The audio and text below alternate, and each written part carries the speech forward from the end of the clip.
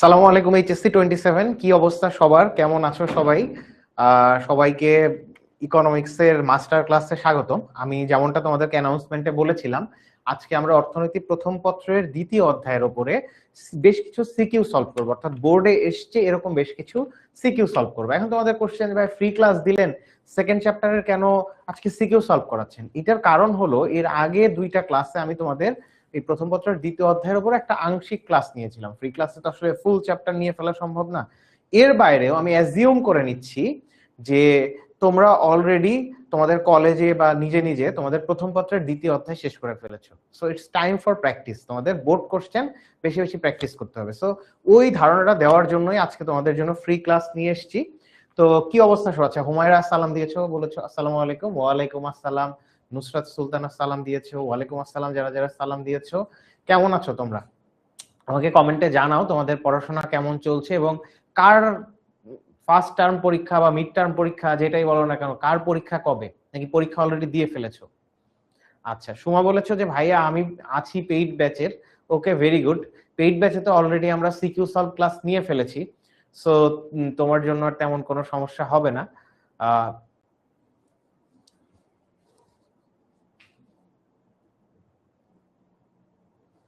স্বর্ণ বলেছো যে ভাইয়া কেমন আছেন? আলহামদুলিল্লাহ ভালো আছি। সোমা বলছো যে ভাইয়া প্লিজ এমসিকিউ করেন। দেখা যাক, সিকিউ আমরা কিছু করে দেন, এমসিকিউ যদি সময় পাই তাহলে করা যাবে। উম্মে সাদিয়া সালাম দিয়েছো, সাদিয়া ফ্রেন্দিনা সালাম দিয়েছো, সবাইকে ওয়ালাইকুম আসসালাম। হ্যাঁ, আমি আলহামদুলিল্লাহ ভালো আছি। আবিদা, আমি না, আদিবা, ইয়েস আদিবা, আমি ভালো আছি। তোমরা কেমন আছো? আচ্ছা, নাজমুন নাহার বলেছো 25 জানুয়ারি থেকে এক্সাম। ইয়েস, এই এক্সামে কিন্তু তোমাদের টেস্টটা হয়ে যাবে যে তোমরা কি অবস্থাতে আছো। সো রিয়েলিটি চেকের জন্য এক্সাম গুলা অ্যাটেন্ড করো, হয় অনেক ভালো হবে, অথবা দেখবা মানে তোমার এক্সাম হলে গিয়ে খুবই একা লাগতেছে। এক্সাম হল একটা নিষ্ঠুর জায়গা। তোমাদের এমন অভিজ্ঞতা হয়েছে কিনা জানি না, তুমি কোশ্চেন পাওয়ার পর দেখতেছো তেমন কিছুই কমন নাই, মানে তুমি লিখতে পারতেছো না, কিন্তু পিন ড্রপ সাইলেন্স, সবাই লিখতেছে, মনে হয় দুনিয়াতে আমার কেউ নাই। এবং এইসব ক্ষেত্রে যেটা হয়, টিচাররা দ্রুত খাতা জমা দিতে দেয় না। অনেক টিচার আছে একদম শেষ বেল পর্যন্ত বসায় রাখে, এমন এটা রাখা উচিত। এটা আসলে স্টুডেন্টদের একটা শাস্তি। সে যে পারে না, হ্যাঁ, মানে তার যে পড়া উচিত, সে যে অসহায় ফিল করতেছে, এইটা তার ওই এক্সাম হলে বসে ফিল করা উচিত। হ্যাঁ, আমি নিজেও ঢাকা কমার্স কলেজে টিচার হিসেবে কাজ করেছি। তো আমি ওখানে এক্সাম হলে এই কাজটা করতাম। মানে স্টুডেন্ট খাতা জমা দিয়ে চলে যেতে চাচ্ছে হয়তো 10 মিনিট, 20 মিনিট বা আধা ঘন্টা, 1 ঘন্টার মাথায়, কিন্তু পরীক্ষা 3 ঘন্টার, আমি ওকে 3 ঘন্টাই বসায় রাখতাম। আচ্ছা, নাজমুন নাহার বলেছো ভাইয়া আপনারা আছেন আর টেনশন নাই। আচ্ছা, দেখা যাক তোমাদেরকে কতটুকু হেল্প করতে পারি। তোমাদের জন্য দোয়া শুভকামনা থাকবে, আমার জন্য 10 মিনিট স্কুলের জন্য তোমাদের সাপোর্ট দোয়া এটা যেন থাকে। সো আমরা অপেক্ষা করছিলাম সবাইকে জয়েন হওয়ার জন্য, তো চলো আমরা পড়াশোনা শুরু করি।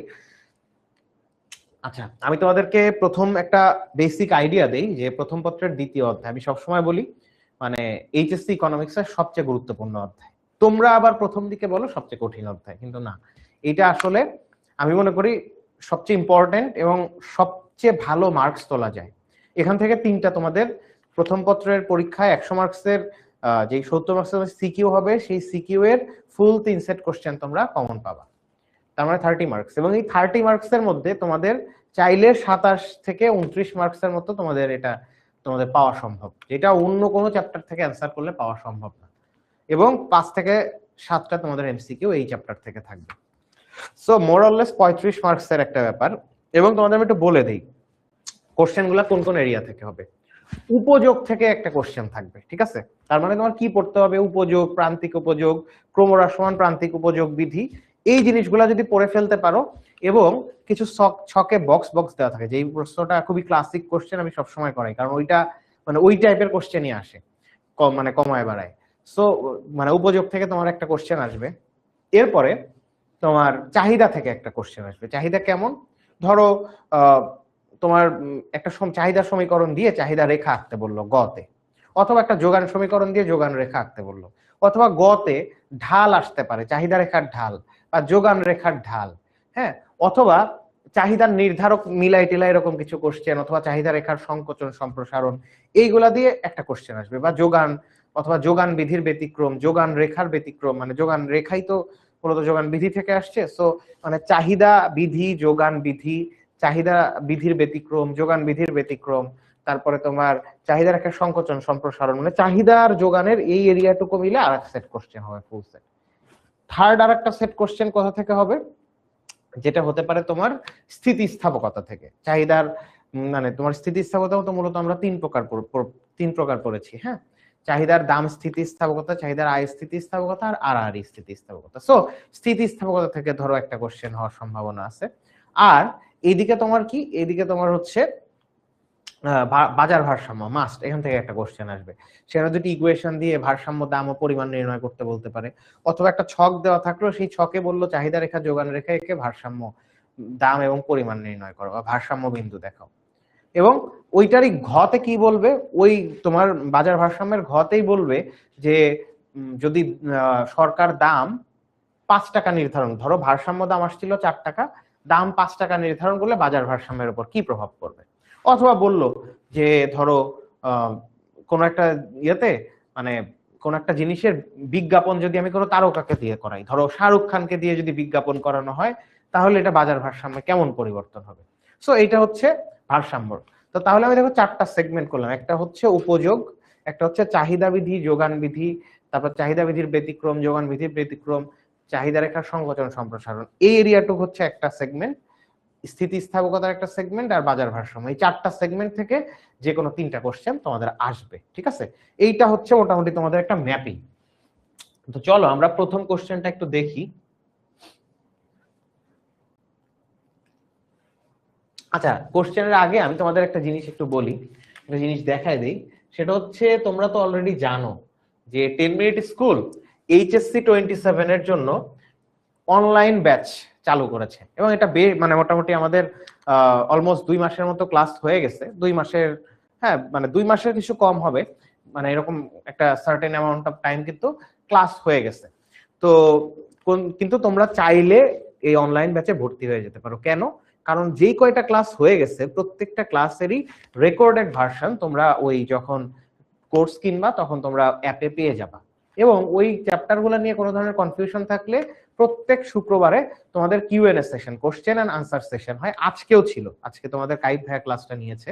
সো তোমাদের যদি প্রিভিয়াস চ্যাপ্টার নিয়ে কোনো ধরনের কনফিউশন থাকে তাহলে তোমরা সরাসরি জুম সেশনে, কোশ্চেন এন্ড আনসার সেশনে সরাসরি জুমে টিচারদেরকে বা আমি থাকবো অথবা কাইব থাকবে, সরাসরি কোশ্চেন করতে পারবা। এই আলোচনাটা যে জন্য করলাম, ওখানে আমরা কিভাবে পড়াই, ওইখানে তুমি তো এই যে স্লাইড দেখলা, যে স্লাইডটা দেখানো ছিল এরকম স্লাইডে আমরা ক্লাসে পড়াই, এবং এই দাগানো স্লাইড কিন্তু ক্লাসের পর পর তোমরা পেয়ে যাও। এর বাইরেও প্রত্যেক চ্যাপ্টারের উপর তোমাদেরকে হ্যান্ড আউট বা নোট প্রদান করা হয়, সেই নোটেরই একটা নমুনা তোমরা এখানে দেখতে পাচ্ছ। এটা একটু, যেহেতু আমাদের ক্লাসরুমটা ব্ল্যাক, সো এই শীটটা ব্ল্যাক করে নেওয়া হয়েছে, কিন্তু শীটটা কিন্তু মূলত এটা একটা পিডিএফ, এটা একটা পিডিএফ।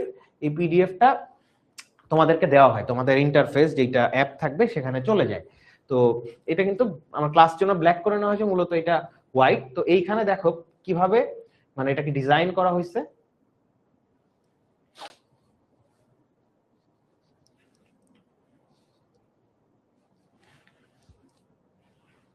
দেখো এটাকে কিভাবে ডিজাইন করা হয়েছে।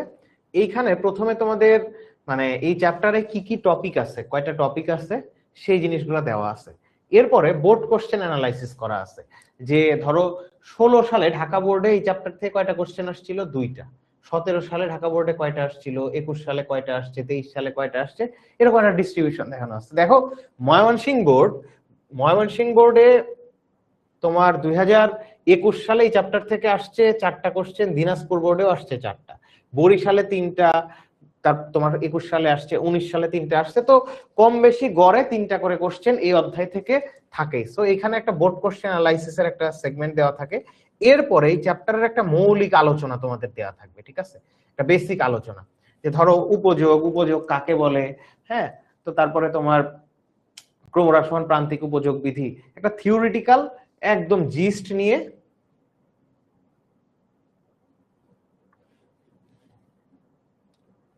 জিস্টগুলা নিয়ে তোমাদের এখানে একটা আলোচনা করা থাকে। এই দেখো পরিমাণগত উপযোগ, তারপরে তোমার পরিমাণগত উপযোগ, পর্যায়গত উপযোগের পার্থক্য, হ্যাঁ, প্রান্তিক উপযোগ, এই ব্যাপারগুলো মানে একদম বেসিক আইডিয়াগুলা তোমাদের এইখানে আলোচনা করা থাকে। এই আলোচনা যখন শেষ হয়ে যায়, এইগুলো সব থিওরিটিক্যাল আলোচনা, দেখো তোমাদের চ্যাপ্টারের একদম সব এই যে থিওরিটিক্যাল আলোচনাগুলো করা আছে। এই থিওরিটিক্যাল আলোচনাগুলো করার শেষে এখানে আবার তোমাদের প্র্যাকটিস কোশ্চেন দেওয়া থাকবে, সিকিউ এবং এমসিকিউ, যেগুলা বোর্ডে আসার মতো এরকম। তোমরা এটা পিডিএফ আকারে পেয়ে যাবা, চাইলে তোমরা তোমাদের ল্যাপটপ ফোনেও পড়তে পারো, আবার চাইলে এগুলা তোমরা প্রিন্ট আউটও করে নিতে পারো, ঠিক আছে? আচ্ছা, নুসরাত সুলতানা বলছো যে ভাই আমি পেইড ব্যাচের আমি কি ক্লাসটা করব? তুমি চাইলে করতে পারো। পেইড ব্যাচে যদি তোমাদের অলরেডি আমি সলভ ক্লাস করিয়েছি, সেটা দুইটাই করে থাকো, তাহলে এটা না করলেও চলবে। এখানে এক্সট্রা মানে পেইড ব্যাচের স্টুডেন্ট যারা আছো আজকের ক্লাসে, এদের জন্য আমি যেটা বলবো, কিছু হয়তো এমসিকিউ সলভ করাতে পারি, সো সেইটা তোমাদের জন্য হয়তো হেল্প হবে। এরপরে এখানে দেখো কিছু বেসিক এমসিকিউ এর কিছু থিওরিটিক্যাল আলোচনা এখানে করা আছে। যে যেমন ধরো কেমন, এখানে ধ্রুবক কাকে বলে বা ধ্রুবকের আচরণ কেমন। এই যে রাশির মান পরিবর্তন হয় না তাকে ধ্রুবক বলে। একটি অপেক্ষকের স্বাধীন চলক থাকে এক বা একাধিক, এরকম বেশ কিছু ইনফরমেশন দেওয়া আছে যেগুলো তোমাদের এমসিকিউ এর জন্য দরকার হবে। সেইগুলো তোমাদের একটা সাম আপ করে কিন্তু এটার মধ্যে দেয়া আছে, ঠিক আছে? তো এরপরে দেখো এখানে কিছু সাজেশনও তোমাদের দেওয়া আছে, যে ক এর জন্য কিছু সাজেশন তোমাদের দেওয়া আছে। এই যে দেখো কোশ্চেন প্রত্যেকটা শীটের মধ্যে, এটা চমৎকার করে এই ধরনের শীটগুলা তোমাদের জন্য গোছানো আছে। তারপরে দেখো এই যে খ এর জন্য তোমাদের বেশ কিছু সাজেশন এরকম চ্যাপ্টার ওয়াইজ দেওয়া আছে। এরপরে তোমাদের এই যে এমসিকিউ দেওয়া আছে, ঠিক আছে? এমসিকিউ এবং এগুলার সলভ দেওয়া আছে।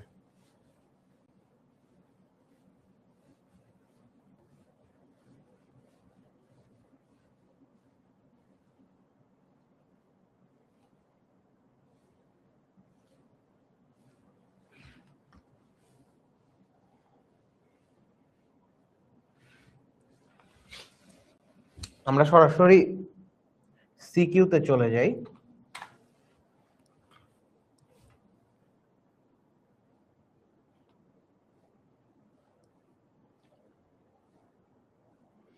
আচ্ছা, এই যে দেখো এখান থেকে তোমাদের মূলত সিকিউ শুরু, ঠিক আছে?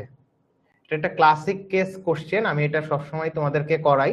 তোমরা বারবার করতে করতে বিরক্ত হয়ে গেলেও করাবো, কারণ আমি জানি এই কোশ্চেনটা সলভ করলে তোমাদের মানে এই কোশ্চেনটা যদি তোমরা বুঝে সলভ করো, ঢাকা বোর্ড 23-এ আসছিল, তাহলে উপযোগ থেকে তোমাদের আর কোনো কনফিউশন থাকার কথা না, ঠিক আছে?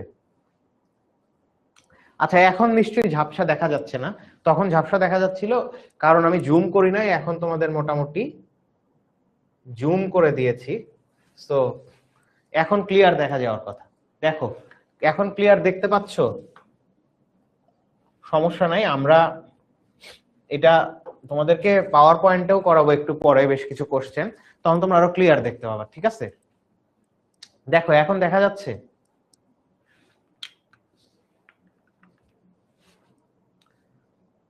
আমাদের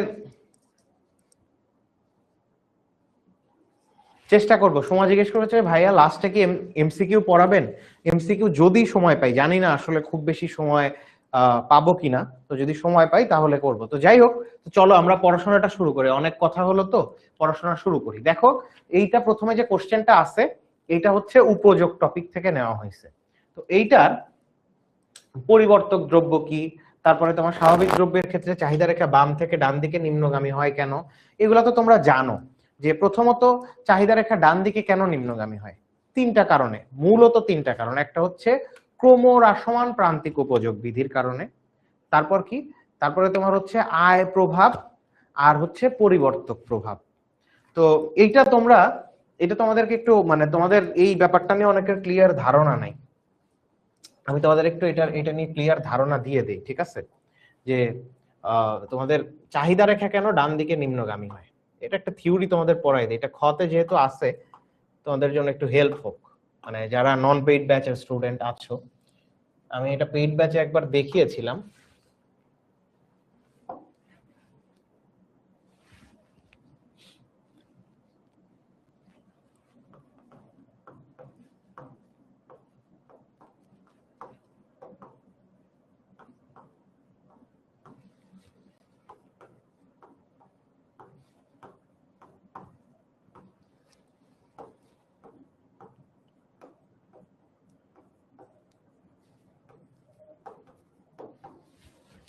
তো 1 নাম্বার যে ব্যাপারটা সেটা হচ্ছে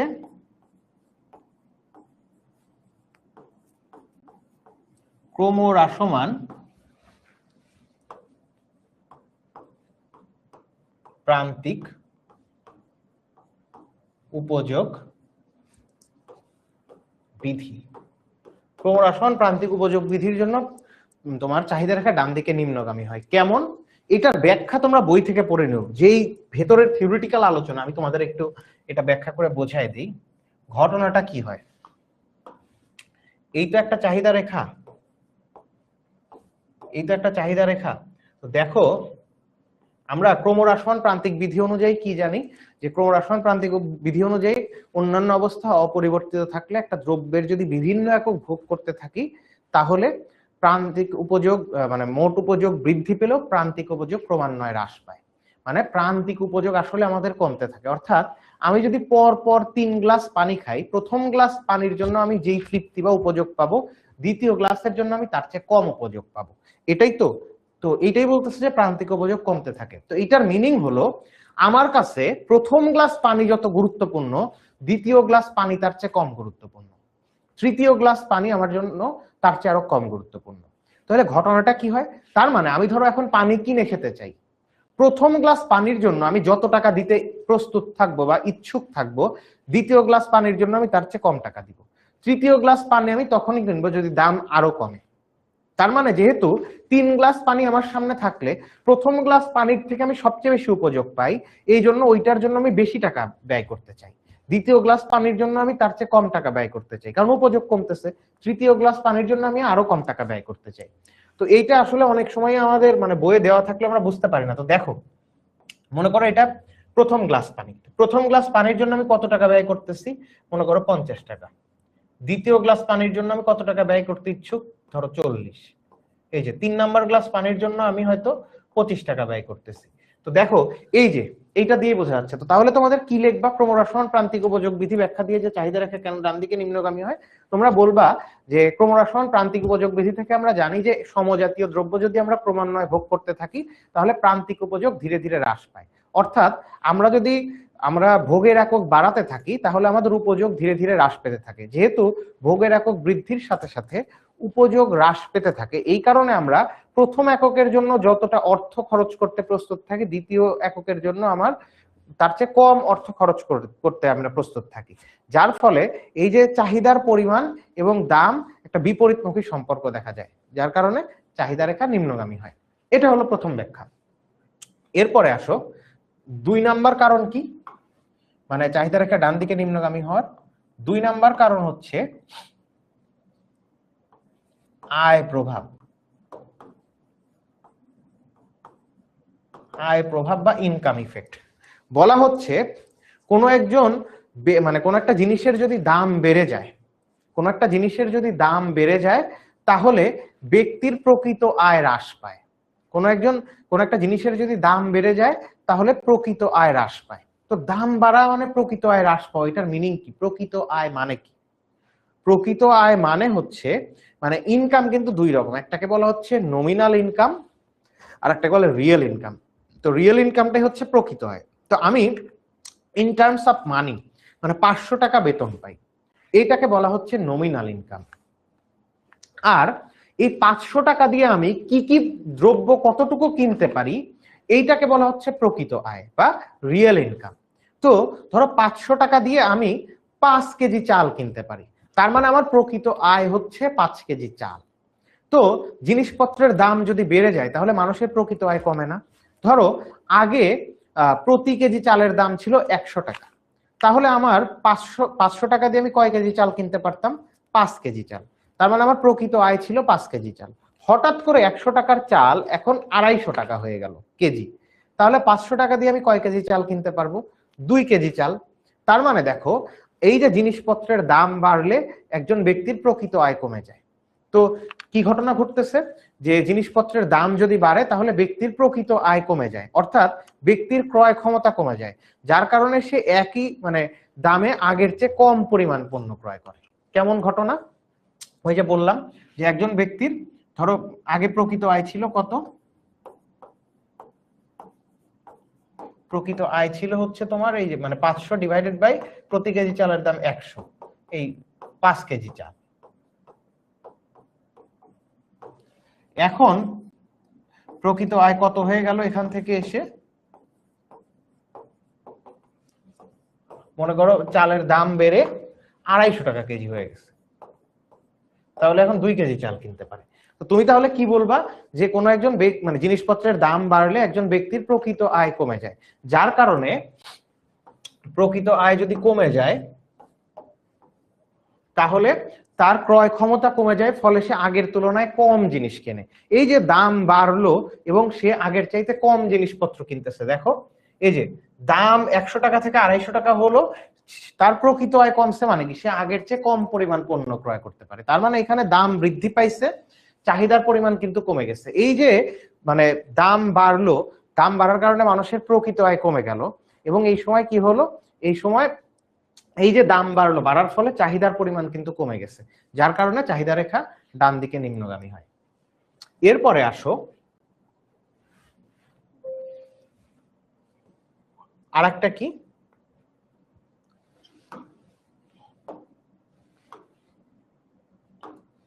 আরেকটা হচ্ছে পরিবর্তক প্রভাব। পরিবর্তক প্রভাব জিনিসটা কি? পরিবর্তক প্রভাব জিনিসটা, আচ্ছা মোহাম্মদ নূর আমাকে বলছে যে এই ভাইয়া, কি ভাইয়া বলেন? নূর কি অসুবিধা বলেন? আচ্ছা, তাহলে চাহিদা রেখা ডান দিকে নিম্নগামী হওয়ার আরেকটা কারণ সেটা হচ্ছে পরিবর্তক প্রভাব। এটার মানে কি? এটার মানে হলো, ধরি কফির দাম বেড়ে গেল,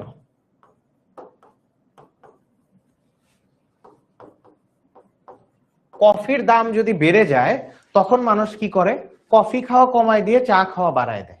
এই যে কি ঘটনা ঘটতেছে, এটা হলো কফির চাহিদা রেখা, কফির দাম, আর হলো চাহিদার পরিমাণ।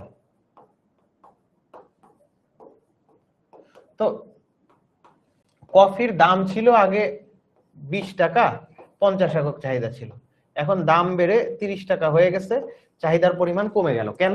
পরিবর্তক প্রভাব বলে যে কফির যদি দাম কোনো কারণে বেড়ে যায়, তখন যেই ভোক্তারা আগে কফি খেত সেখান থেকে কিছু ভোক্তা চলে গিয়ে চা খাওয়া শুরু করে, চায়ে অভ্যস্ত হয়ে যায়। এই যে দাম বেড়ে যাওয়ার কারণে কিছু ভোক্তা চাতে শিফট করলো, যার কারণে চায়ের চাহিদার পরিমাণ কমে যায়, ভোক্তা অন্য জিনিসে সুইচ করায়, ভোক্তা অন্য জিনিসে অভ্যস্ত হয়ে যায়, তখন এই কফির চাহিদার পরিমাণ কমে যায়। এই যে দাম বাড়ার সাথে আমি কি দেখলাম, চাহিদার পরিমাণের একটা বিপরীতমুখী সম্পর্ক হচ্ছে।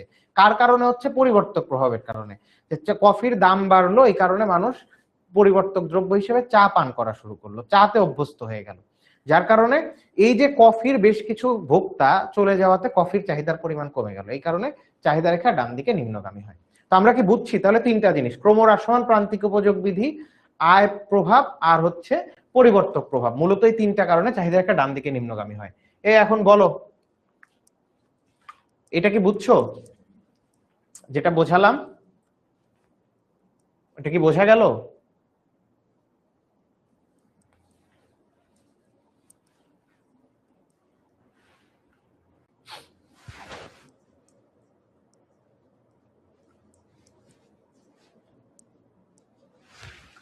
ওকে, এখন আসো, এখন এই জায়গাতে গতে কি বলছে, উদ্দীপকে উল্লেখিত সূচিটির খালি ঘর পূরণ করো এবং উদ্দীপকে অর্থনীতির কোন বিধি কার্যকর হয়েছে ব্যাখ্যা করো। তো দেখো এইখানে আমাদের একটা ছক দেওয়া আছে, ঠিক আছে? এই ছকে এই পাশে দেওয়া আছে কি, ভোগের একক, এই পাশে মোট উপযোগ। মোট উপযোগ মানে টোটাল ইউটিলিটি দেওয়া আছে, তাই তো? এই পাশে টোটাল ইউটিলিটি দেওয়া আছে, এই পাশে প্রান্তিক উপযোগ মানে মার্জিনাল ইউটিলিটি দেওয়া আছে। তো মোট উপযোগ আর প্রান্তিক উপযোগ ব্যাপারটা কি? মোট উপযোগ আর প্রান্তিক উপযোগের ব্যাপারটা হলো যে তোমরা ধরো আমরা 3 গ্লাস পানি খাবো, ঠিক আছে? প্রথম গ্লাস পানি খেলাম, এইখান থেকে আমি যে উপযোগটা পেলাম এইটা হচ্ছে ধরো 20 ইউটিল। তো তার মানে মোট উপযোগ আর প্রান্তিক উপযোগের ঘটনাটা কি?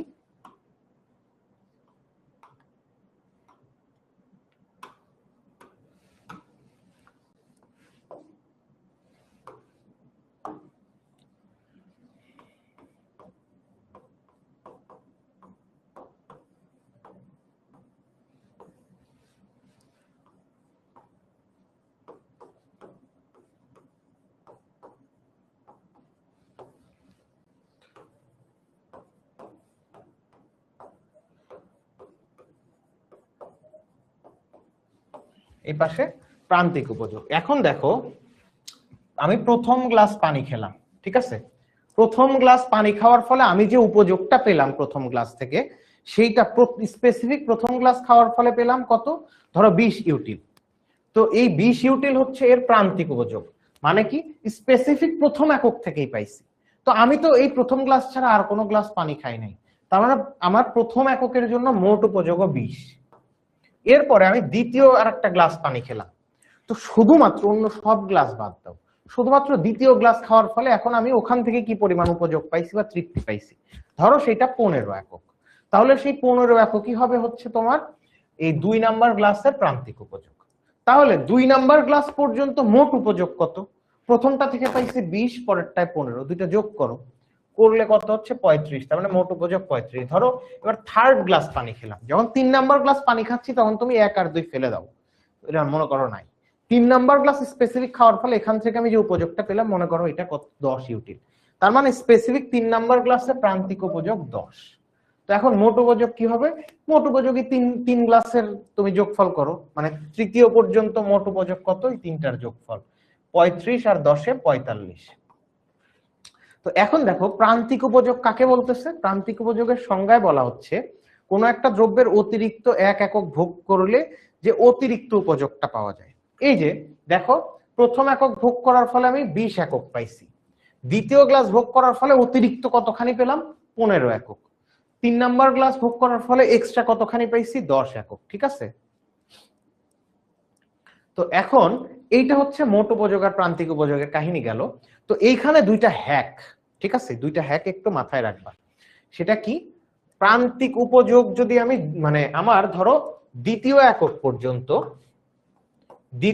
পর্যন্ত আমার মোট উপযোগ কত এটা জানতে চাইছে, কি করব তখন? মোট উপযোগ জানতে চাইলে দ্বিতীয় একক পর্যন্ত যে প্রান্তিক উপযোগ আছে সেই দুইটা যোগ করতে হবে। তার মানে এই যে 20 আর 15 যদি যোগ করি তাহলে আমি 35 পাচ্ছি।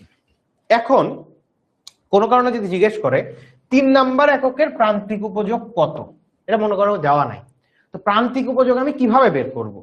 প্রান্তিক উপযোগ মোট উপযোগ থেকে বের করা যায় কিভাবে? দ্বিতীয় একক পর্যন্ত মোট উপযোগ 35, দ্বিতীয় একক পর্যন্ত মোট উপযোগ 35 মানে কি? মানে হলো এই যে প্রথম গ্লাস আর দ্বিতীয় গ্লাস থেকে যে উপযোগ পাওয়া গেছে সেইটার যোগফল 35, যে তাই তো দেখছি। তো এখন 3 নাম্বার গ্লাসের মোট উপযোগ মানে এই 35 এর সাথে আর এক্সট্রা কতখানি যোগ হয়েছে, মানে 3 নাম্বার গ্লাস পানি খাবার ফলে আমি এক্সট্রা কতখানি পাইছি। তো 2 নাম্বার গ্লাস পর্যন্ত 35 ছিল, যেই 3 নাম্বার গ্লাস খাইছি অন্য 45 হয়ে গেল, তার মানে 3 নাম্বার গ্লাসের জন্য কতখানি বাড়লো? 3 নাম্বার গ্লাসের কন্ট্রিবিউশন কত? কিভাবে বের করব? 45 থেকে সিম্পলি 35 বাদ দাও, কত? 10। এই যে এখানে 10 আসছে, ঠিক আছে? এইটা হইলো টেকনিক। তো এখন নূরের কি হয়েছে? নূরের আনসার দেওয়ানোর জন্য সবাই অস্থির হয়ে গেছো,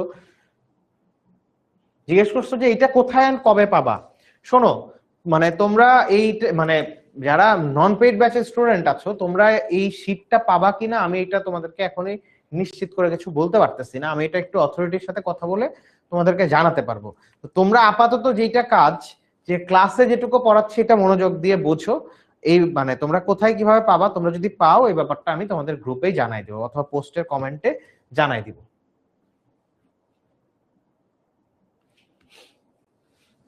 তো এখন দেখো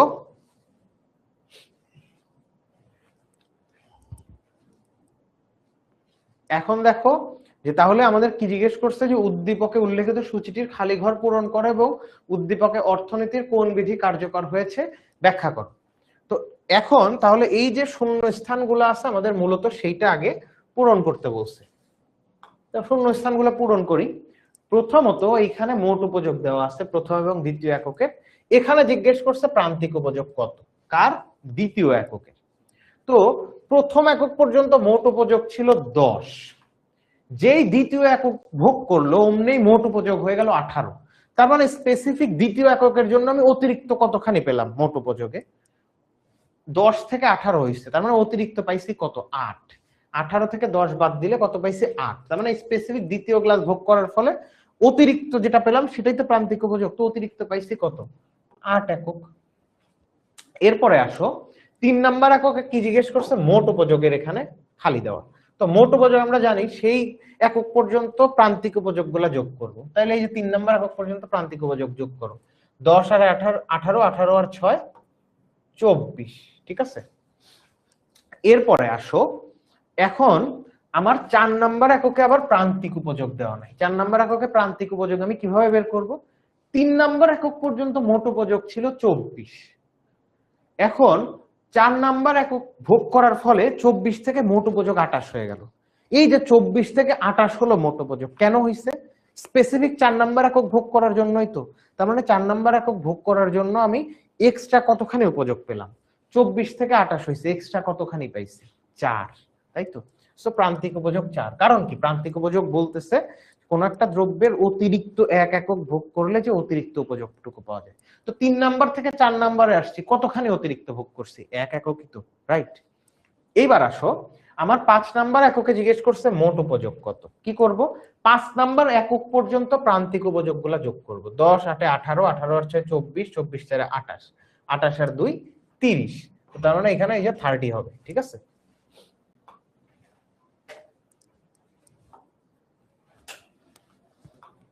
তো এরপরে দেখো, এরপরে কি 6 নাম্বার এককে প্রান্তিক উপযোগের এখানে বক্স করা, মানে 6 নাম্বার এককে প্রান্তিক উপযোগ কত। তো কি করব? 5 নাম্বার একক পর্যন্ত মোট উপযোগ ছিল 30, 6 নাম্বার একক ভোগ করেও মোট উপযোগ 30, তাহলে এক্সট্রা কতখানি পেলাম? 30 মাইনাস 30 0। এবার 7 নাম্বার এককে কি করছে? 7 নাম্বার এককে এখানে মোট উপযোগে দেওয়া হচ্ছে প্রশ্নবোধক, তাহলে 7 নাম্বার একক পর্যন্ত প্রান্তিক উপযোগ যোগ করো। 10 8 18, 18 6 24, 24 4 28, 2 30, 30 এর সাথে 16 যোগ করলে 30, এবং 30 এর সাথে যদি -2 যোগ করি তাহলে কত হচ্ছে? মাইনাস মাইনাসে মানে প্লাস মাইনাসে মাইনাস, তার মানে এটা হচ্ছে 28। সো এখানে এটা 28 হবে। সো তোমরা গ নাম্বার কি বুঝতে পারছো যে খালি ঘর কিভাবে পূরণ করে?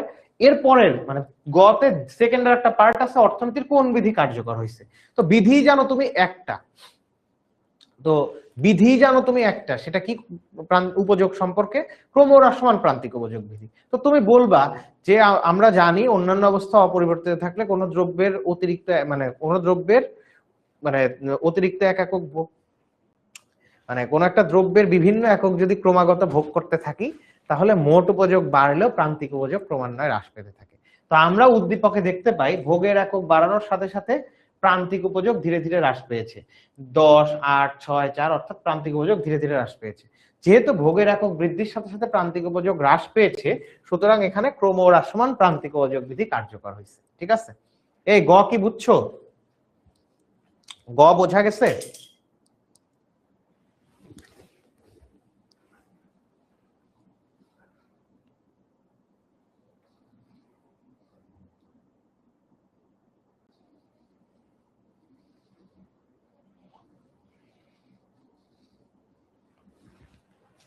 আচ্ছা, শান্ত বলছো যে স্যার আরেকবার বুঝাই দেন। কোন জায়গাটা বুঝাই দেব?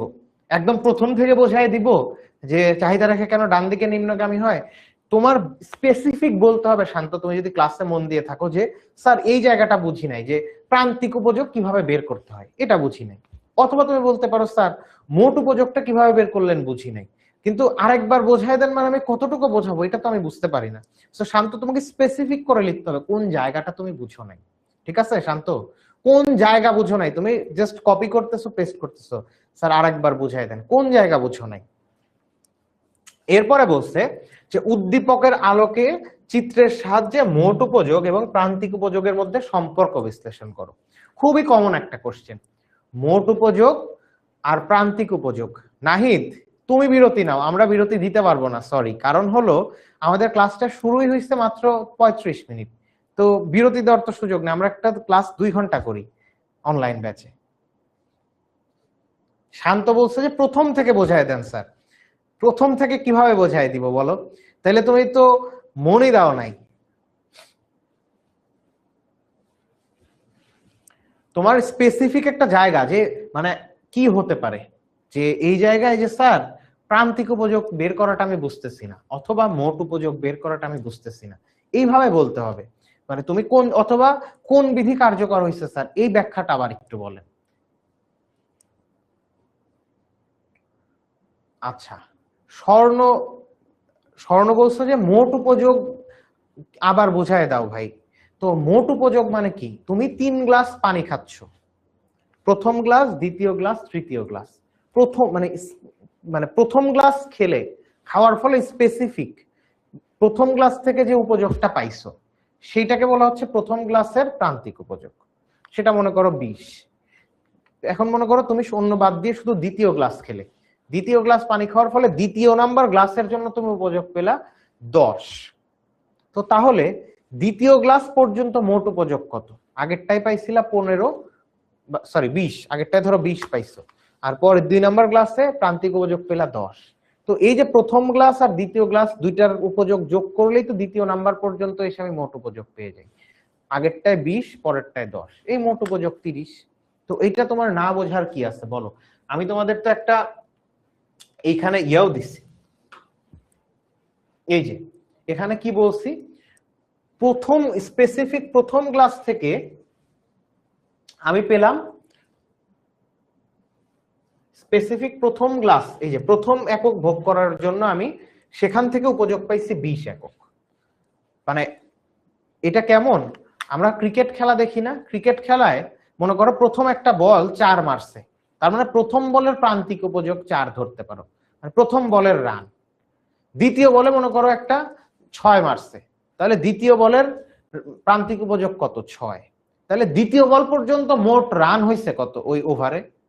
প্রথম বলে 4 মারছে, পরের বলে 6, তার মানে দ্বিতীয় বল পর্যন্ত মোট রান হলো 10। 6 আর 4, বা এই যে পরেরটাই তো 6 মারছে, 6 আর 4 10, তার মানে প্রত্যেক বলে বলে রান যদি যোগ করি তাহলে আমি মোট রান পাই। তো এইখানেও তো প্রত্যেক গ্লাসে গ্লাসে যে তৃপ্তিটা পাচ্ছে, প্রত্যেক আলাদা আলাদা গ্লাসে যে তৃপ্তি পাচ্ছে সেটা প্রান্তিক উপযোগ। আর যেখানে এসে মোট বলবে সেই পর্যন্ত তুমি প্রান্তিক উপযোগ খালি যোগ করে দিবা। তো দ্বিতীয় এককে মোট উপযোগ কিভাবে বের করব? এই যে প্রান্তিক উপযোগ দুইটা যোগ করে। প্রান্তিক উপযোগ মানে কি? প্রথম গ্লাস থেকে পাইছে সে 20 একক, দ্বিতীয় গ্লাস খাওয়ার ফলে তার তৃপ্তি লাগছে কত? 15 একক। তাহলে দ্বিতীয় গ্লাস পর্যন্ত মোট উপযোগ কি হবে? এই প্রান্তিক দ্বিতীয় গ্লাস পর্যন্ত প্রান্তিক উপযোগের যোগফল। বোঝা গেছে?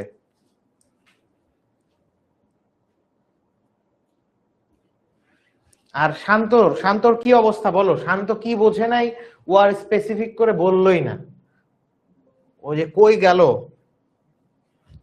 আচ্ছা, এবার আসো উদ্দীপকের আলোকে চিত্রের সাহায্যে কি বলছে, মোট উপযোগ এবং প্রান্তিক উপযোগের মধ্যে সম্পর্ক বিশ্লেষণ করো।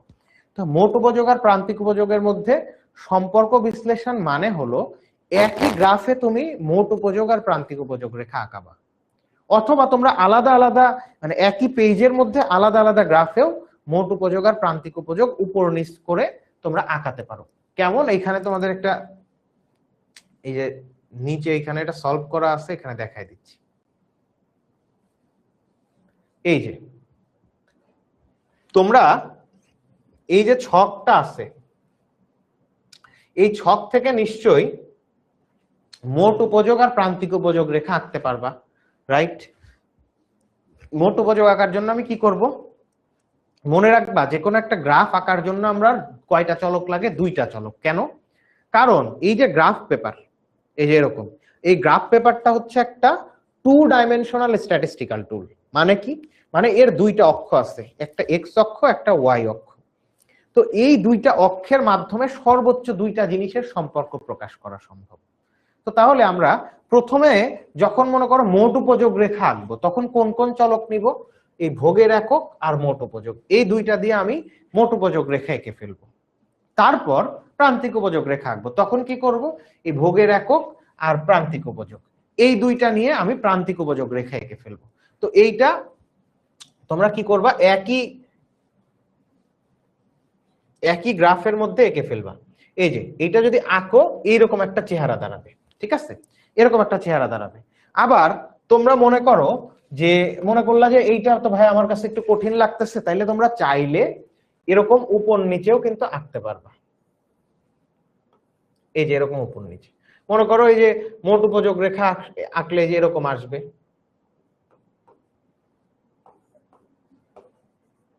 তোমাদের কিন্তু পয়েন্ট বসায় বসায় আঁকতে হবে, আমি জাস্ট র্যান্ডম দেখাই দিচ্ছি। আর ধরো প্রান্তিক উপযোগ রেখা দেখতে এরকম হবে।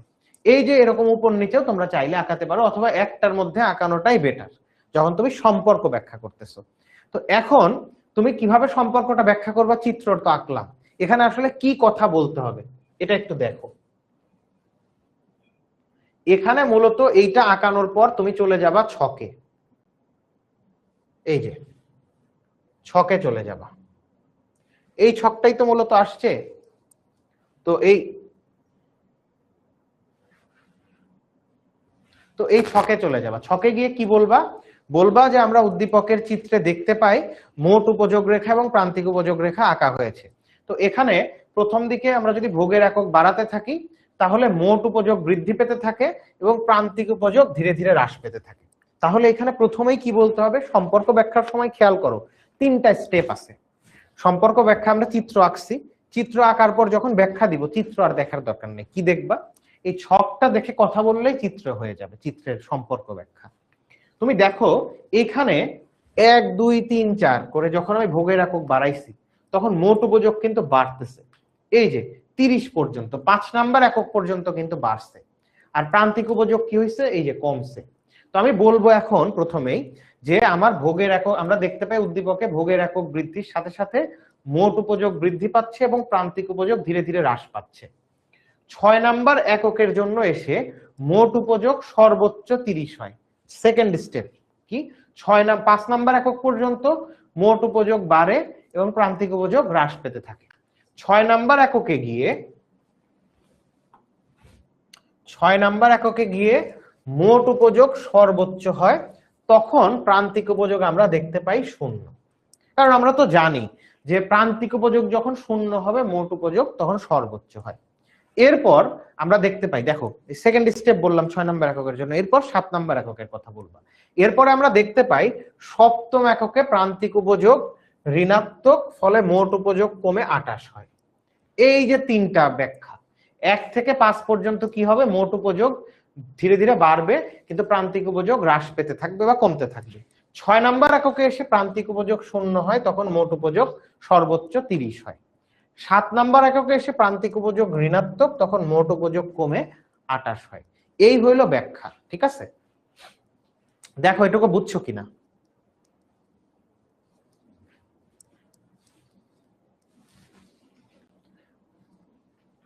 আচ্ছা, সেজুতি দাস বলছো যে ভাইয়া চিত্র আঁকবার সময় কি সব সময় বরাবর হতে হবে? ইয়েস, একদম সোজাসুজি ওপর নিচ।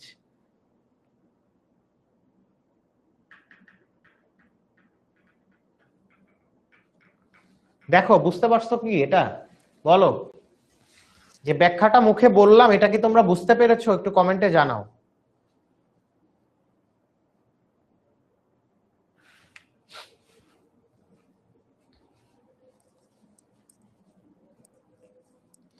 শান্ত, তুমি বলতেছো যে স্যার কলেজে পড়াইছে আপনি পড়াচ্ছেন তাও মাথার উপর দিয়ে যাচ্ছে। এই মাথাটাকে একটু শান্ত করে মানে তোমার পড়ার বইয়ে বসাতে হবে, বুঝতে পারছো?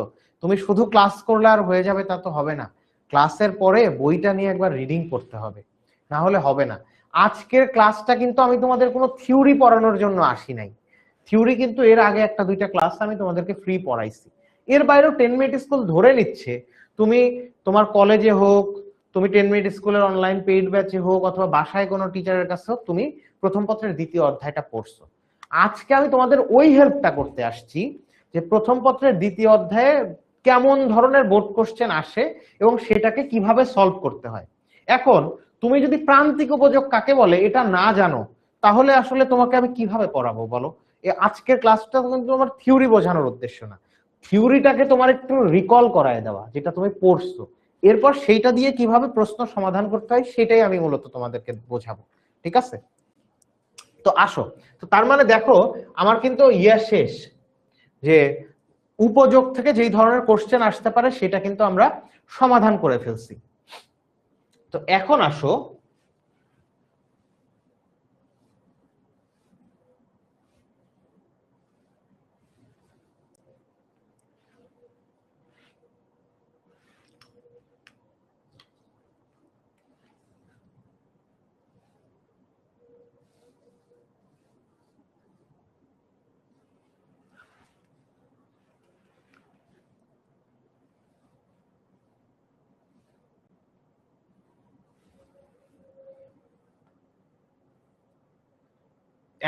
এখানে কি বলছে,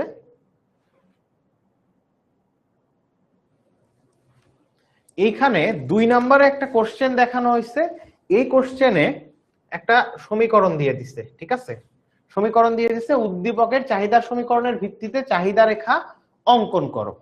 এইখানে চাহিদা রেখা অঙ্কন করতে বলছে। তো এখন এইখানে আমার একটা সমীকরণ দেওয়া থাকলে সেখান থেকে আমি চাহিদা রেখা আঁকতে পারবো কিনা সেটা কোশ্চেন। এটা খুবই সহজ কোশ্চেন, এই ধরনের কোশ্চেন সাধারণত আসে। আচ্ছা, যারা জিজ্ঞেস করছে ভাই চিত্র কি আলাদা আলাদা আঁকবো নাকি একসাথে আঁকবো, এটা একটু আগেই তোমাদের 2 বার করে আমি ক্লিয়ার করছি যে একই চিত্রের মধ্যে 2টা যদি আঁকতে পারো তাহলে ভালো, আর যদি আঁকতে না পারো তাহলে কি করবা, তোমরা উপর নিচে 2টা আলাদা আলাদা চিত্রে দেখাই দিতে পারো। আচ্ছা, একজন আমার পরিচয় জিজ্ঞেস করছো, গুড। আমার নাম হচ্ছে জাফর ইমাম, আমি জাহাঙ্গীরনগর বিশ্ববিদ্যালয় থেকে ইকোনমিক্সে অনার্স এবং মাস্টার্স কমপ্লিট করেছি, এবং 10 মিনিট স্কুলে তোমাদের প্রায় 3 বছর ধরে ইকোনমিক্স পড়াচ্ছি, আর তার আগে তো বিভিন্ন কোচিং সেন্টার, পার্সোনাল টিউটরিং আরো 3-4 বছর করিয়েছি। সো প্রায় 5-6 বছর, মানে পুরো আমার অনার্স এবং মাস্টার্স লাইফে আমি ইকোনমিক্স পড়ানোর মধ্যে ছিলাম। তো এখন আসো, তো তাহলে আমি যেটা আলোচনায় ছিলাম যে তোমাদের এই ধরনের একটা কোশ্চেন আসতে পারে, গতে একটা সমীকরণ দেওয়া আছে, চাহিদা সমীকরণ, সেই সমীকরণ থেকে চাহিদা রেখা আঁকতে হবে। তো এইটা কিভাবে আঁকতে হয় দেখো, খুবই সহজ।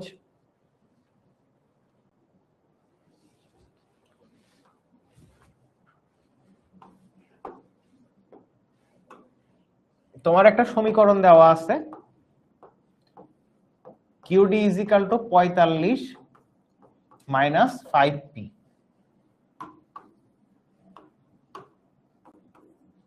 তো এখন এই সমীকরণ থেকে তোমার কি বলছে, চাহিদা রেখা অঙ্কন করো।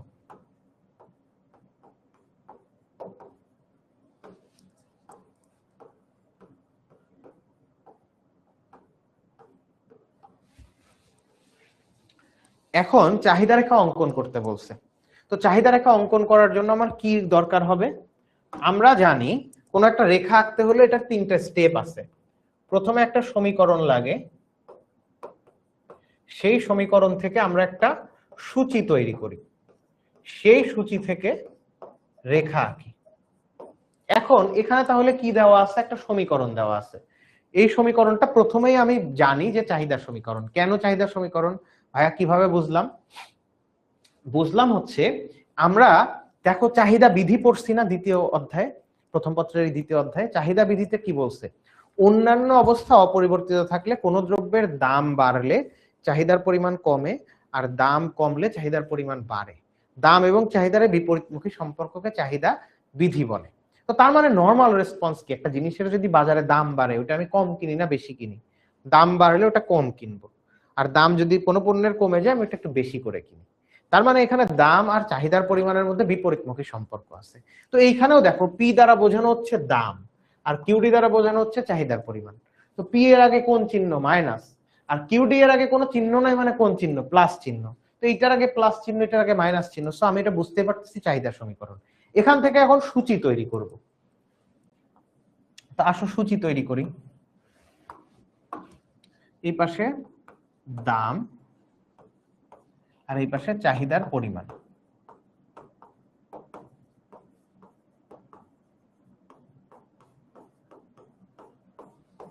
চাহিদার পরিমাণ। তো এখানে আমি কি করব, এখানে আমি তোমাদের একটা জিনিস বলছি যে আমরা চলক পড়ছি 2 রকম, একটা স্বাধীন চলক, একটা অধীন চলক। তো পি কে কি বলা হয়, পি কে বলা হয় হচ্ছে স্বাধীন চলক। স্বাধীন চলক কি জিনিস? যার মান ইচ্ছা মতো পরিবর্তন করা যায়। তো দেখো সমীকরণের ডান পাশে যেই চলকটা থাকবে সেটা হবে বা সেইগুলো হবে স্বাধীন চলক, আর কিউডি কে বলা হচ্ছে অধীন চলক। কেন? দেখো বাজারে আগে দাম কমে বাড়ে, আর সেইটার উপর নির্ভর করে আমার চাহিদার পরিমাণ ঠিক করি না। আমি আগে গিয়ে বাজারে দেখি দাম কত, তার উপর আমি সিদ্ধান্ত নেই আমি কতখানি কিনবো। তার মানে আমার কতখানি কেনা, এই যে কতখানি কিনতেছি এটাই তো চাহিদা, আমি যা কিনবো সেটাই তো চাহিদা ভোক্তা হিসেবে। তো চাহিদা কতখানি হবে এটা নির্ভর করতেছে বাজারে দামের উপর।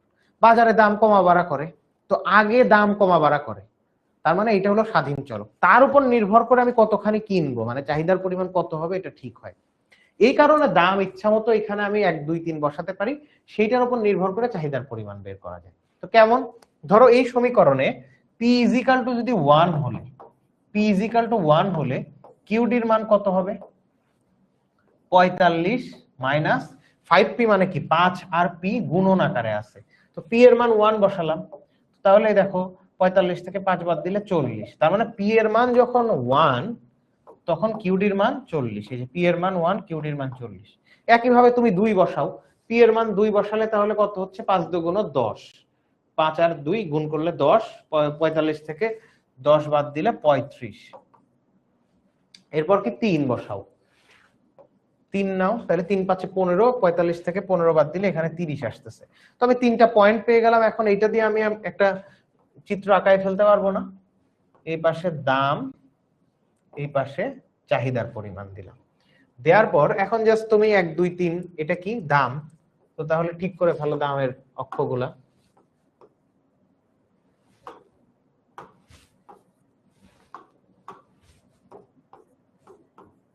আর এই পাশে কি আছে দেখো, এই পাশে আমার সর্বোচ্চ আছে 40, তো তাহলে আমি 10 10 করে যেতে পারি, 10 20 30 এই 40। তো 1 নাম্বার এককের জন্য চাহিদার পরিমাণ কত? 40। তো 1 এর জন্য 40, এখানে একটা পয়েন্ট পেলাম। এরপর 2 এর জন্য কত? 35, 35 কই হবে? এই যে মাঝ বরাবর 30 আর 35 এর মাঝে হবে। 3 এর জন্য কত? 3 এর জন্য 30। তাহলে আমার এই যে চাহিদা রেখা কিন্তু আমি পেয়ে গেছি। কেমন? এই হচ্ছে আমার সেই চাহিদা রেখা, নিচে চিত্র,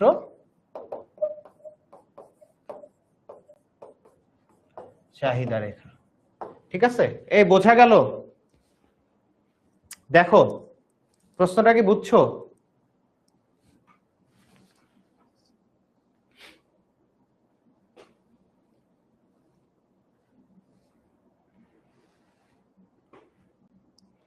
তোমরা কি কোশ্চেনটা বুঝতে পারছো কিভাবে সলভ করলাম?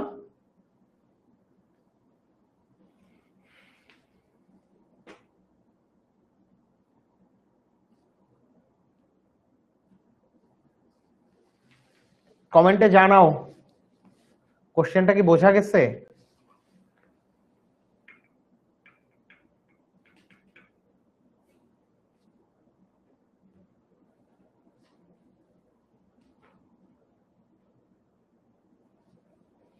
আচ্ছা শিলা বলছো যে ভাইয়া ছকটা আবার বোঝান। দেখো এইখানে সমীকরণ দেওয়া আছে, আমরা যে মেথডটা শিখলাম একটা সমীকরণ থেকে প্রথম সূচি লাগে, সেই সূচি থেকে আমরা রেখা আঁকতে পারি, তাই তো? তো আমার এই সমীকরণ যে দেওয়া আছে এইটাকে বলা হচ্ছে চাহিদা সমীকরণ। চাহিদা সমীকরণে কি থাকে? দাম আর চাহিদার মধ্যে বিপরীতমুখী সম্পর্ক দেখানো থাকে।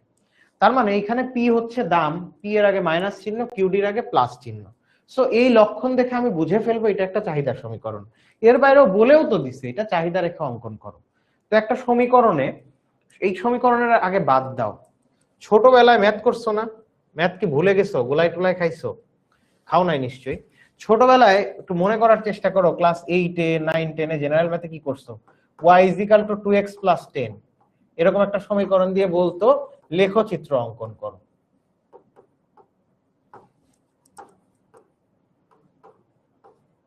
বলতো না? তো তখন লেখচিত্র কিভাবে অঙ্কন করতাম বলো তো? লেখচিত্র অঙ্কন করতাম এই যে এরকম একটা ছক নিতাম, ছক নিয়ে এই পাশে x দিতাম আর এই পাশে y। তো এরপরে x এর মান এই যে এই এক্স এর মান ইচ্ছা মতো বসাতাম, এক্স ইজ ইকাল টু 1 হলে, এক্স ইজ ইকাল টু যদি 1 হয় তাহলে ওয়াই এর মান কত হবে, ওয়াই এর মান কত হবে, তাহলে এখানে 2x মানে কি 2 আর x গুণ আকারে আছে, তাহলে এক্স এর জায়গায় 1 বসাও, যোগ 10, তো কি হতো 2 গুণন 1 2 যোগ 10, এই যে 12, মানে এক্স এর মান যদি 1 হয় তাহলে ওয়াই এর মান হবে 12। একই ভাবে কি করা যায়, এক্স এর মান যদি 2 হলে ওয়াই এর মান কত, তাহলে 2 আর এই যে 2x, তো তাহলে x এর জায়গায় আবার 2 বসাও, যোগ 10, তো তাহলে কত 14, তার মানে x এর মান এখানে যদি 1 হলে y এর মান হতো কত 12, x এর মান 2 হলে y এর মান 14।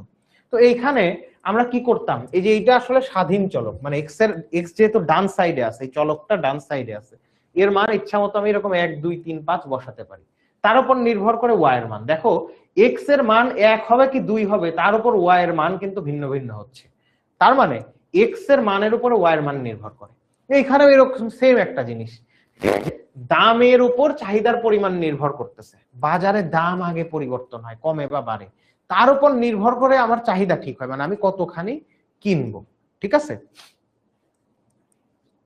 একজন জিজ্ঞেস করছে, বলছে যে উম্মে তাসনিয়া পড়ছি, বলছে ভাইয়া নরমালি বুঝান, অ্যাবনরমালি কেমনে বুঝায়, কোনটা নরমাল একটু বলো।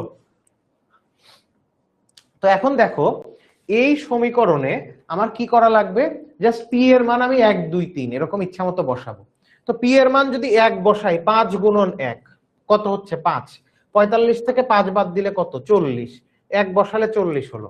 তো এখন একই ভাবে যে এইটা একটা দেখাই দিছি, আর তো দেখানোর দরকার নেই, পি এর মান যদি 2 হতো তাহলে কি হতো, এই পি ইন্টু 2, তাহলে 5 দুগুণ 10, 45 থেকে 10 বাদ দিলে কত থাকে 35, তাহলে কিউডির মান 35। তারপর পি এর মান যদি 3 বসাই তাহলে কিউডি কত হবে, এই ছকটা কার, কিউডির, তো তাহলে 5 আর পি গুণ আকারে আছে, তো পি এর মান 3 বসালে 3 5 15, 45 থেকে 15 বাদ দিলে হচ্ছে 30, এই যে পি এর মান 3 হলে কিউডির মান 30। তো এখন এইটা ছকে বসাই দিলেই তো হচ্ছে। এখন বোঝা গেছে? হ্যাঁ, শিলা বলছে যে এখন বুঝতে পারছে। পড়শি আপনি কি বুঝতে পারছেন?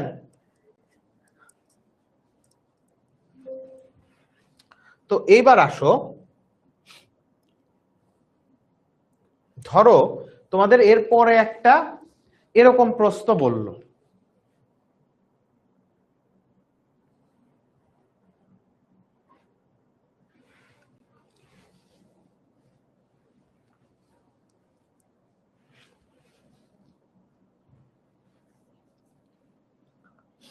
এরকম একটা প্রশ্ন বললো যে কোন পণ্যের দাম 4 টাকা থেকে বেড়ে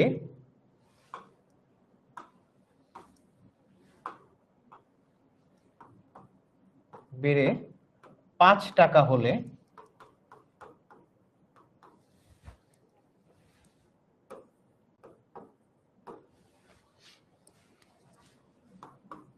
চাহিদার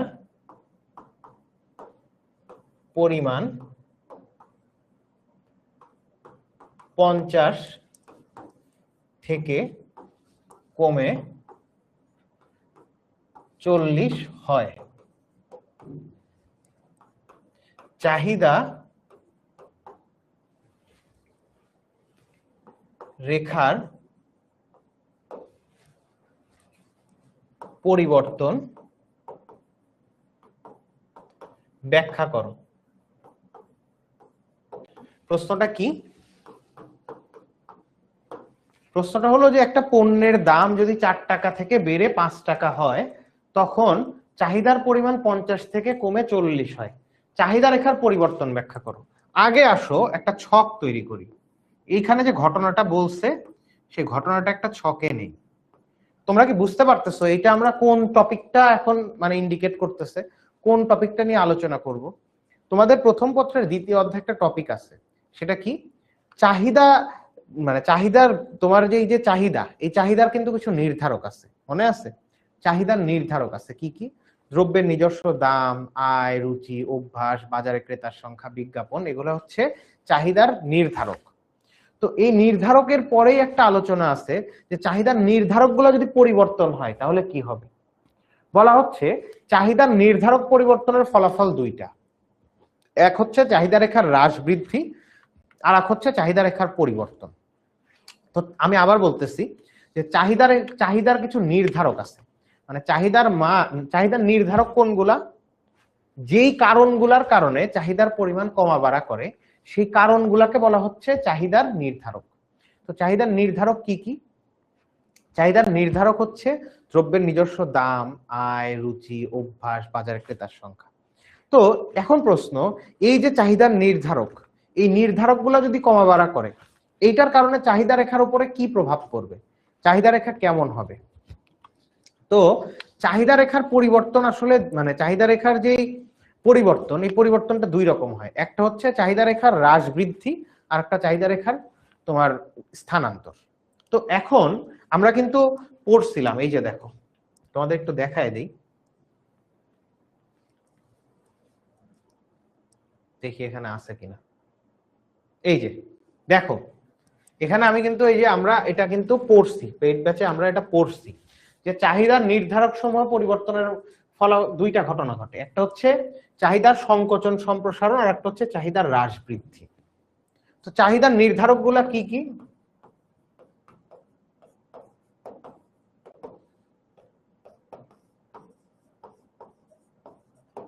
দ্রব্যের নিজস্ব দাম,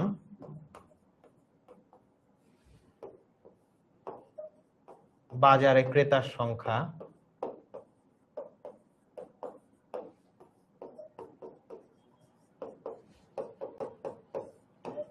আয়,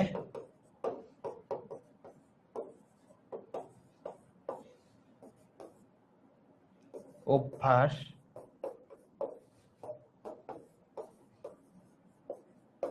বিজ্ঞাপন ইত্যাদি, এগুলো হলো চাহিদার নির্ধারক। মানে চাহিদার নির্ধারক কোনগুলা, যেই ঘটনাগুলোর কারণে চাহিদার পরিমাণ কমে বা বাড়ে সেগুলোকে বলা হচ্ছে চাহিদার নির্ধারক। তো এখন এই চাহিদার নির্ধারকগুলো যদি পরিবর্তন হয়, এইগুলার কোনো একটা কমলো বা বাড়লো, এইটার কারণে চাহিদা রেখার কি পরিবর্তন হবে? কি পরিবর্তন হয়? দুই রকম পরিবর্তন হতে পারে, একটা চাহিদা রেখার সংকোচন সম্প্রসারণ, আর একটা চাহিদা রেখার হ্রাস বৃদ্ধি। তো সেইখানে আমরা পড়ছিলাম যে কেবল এবং কেবলমাত্র যদি দ্রব্যের নিজস্ব দাম পরিবর্তন হয় তাহলে চাহিদা রেখার সংকোচন বা সম্প্রসারণ হবে। আবার বলতেছি, এই যে অনেকগুলা নির্ধারকের মধ্যে কেবলমাত্র দ্রব্যের যদি নিজস্ব দাম পরিবর্তন হয় তাহলে চাহিদা রেখার কি হবে? সংকোচন বা সম্প্রসারণ, সংকোচন বা সম্প্রসারণ হবে, বা সংকোচন ও সম্প্রসারণ যেটাই লেখো। আর বাদ বাকি যা আছে এইগুলোর কোনো একটা পরিবর্তন হলে হবে হচ্ছে চাহিদা রেখার স্থানান্তর।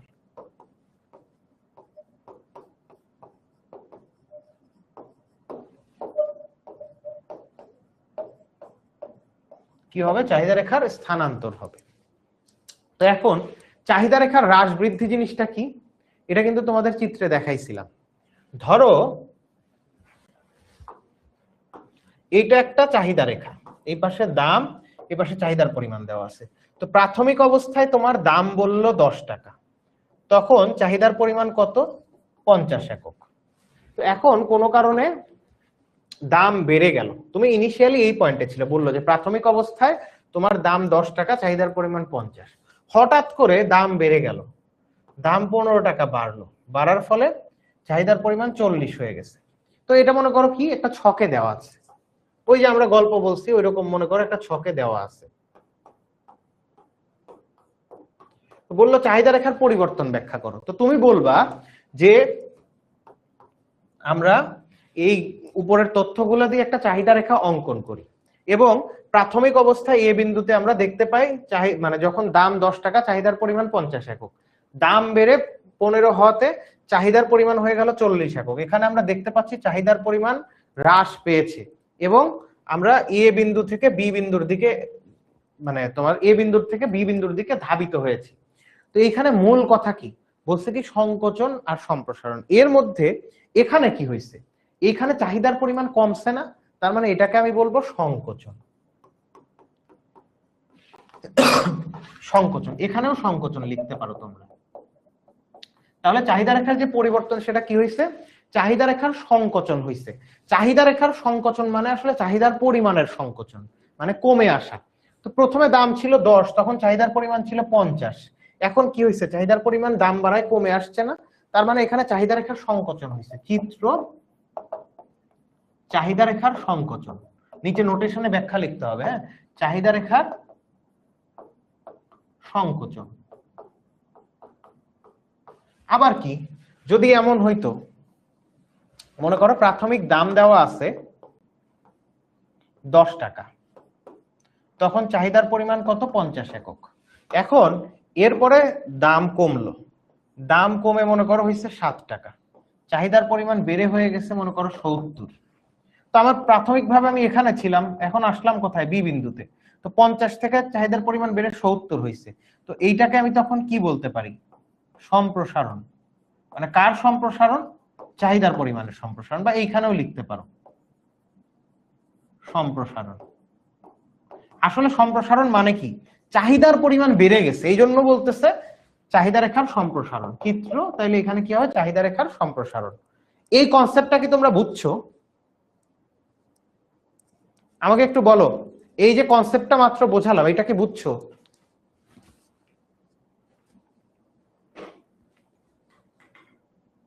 এই তোমাদের এই কনসেপ্টটা বোঝা গেছে?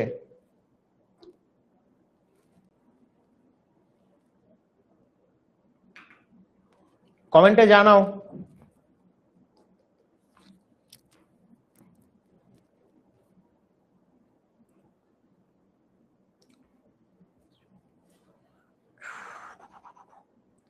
চাহিদা রেখার সংকোচন সম্প্রসারণ ব্যাপারটা কি বুঝছো?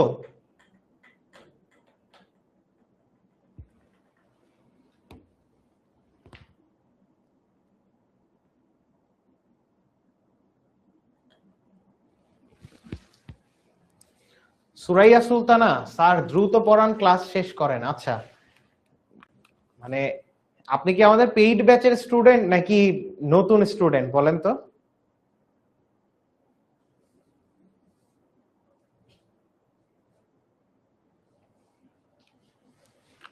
চাহিদার নির্ধারক কি দেখাবো? চাহিদার নির্ধারক বলতে মানে চাহিদার পরিমাণ কমবে না বাড়বে, এটা কার উপর নির্ভর করে? সেটা নির্ভর করে এই চাহিদার নির্ধারক গুলার উপরে। এই নির্ধারকের কোনো একটা পরিবর্তন হলে চাহিদার পরিমাণ কমা বাড়া করে। তো এই যে নির্ধারক যেগুলো আছে, এইগুলোর মধ্যে দ্রব্যের নিজস্ব দাম পরিবর্তনের জন্য সংকোচন সম্প্রসারণ হয়, আর দাম বাদে অন্য যে কোনো যদি নির্ধারক পরিবর্তিত হয় সেটার জন্য চাহিদা রেখার স্থানান্তর ঘটে। তার মানে দুইটা জিনিসই কিন্তু পড়া থাকা লাগবে। তো আমি জাস্ট এইখানে সংকোচন আর সম্প্রসারণটা দেখালাম। তো আমাদের যেটা দরকার ছিল, একটা প্রশ্ন যেটা আমরা আটকায় গেলাম, যেটার জন্য এখানে আসা, ঠিক আছে? আসছি আমরা কোথায়?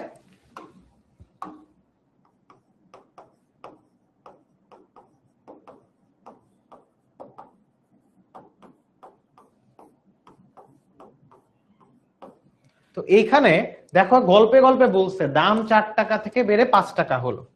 এই যে দাম 4 টাকা থেকে বেড়ে 5 টাকা হলো, চাহিদার পরিমাণ 50 থেকে কমে 40 হলো। তো বলছে চাহিদা রেখার পরিবর্তন ব্যাখ্যা করো। তাহলে আগে আমার চাহিদা রেখাটা আঁকতে হবে। তো এই পাশে পি, এই পাশে কিউ। আমি আর আলাদা আলাদা করে বসালাম না, র্যান্ডম মনে করো দিয়ে দিছি যে এইটা হচ্ছে 5, 5 হলে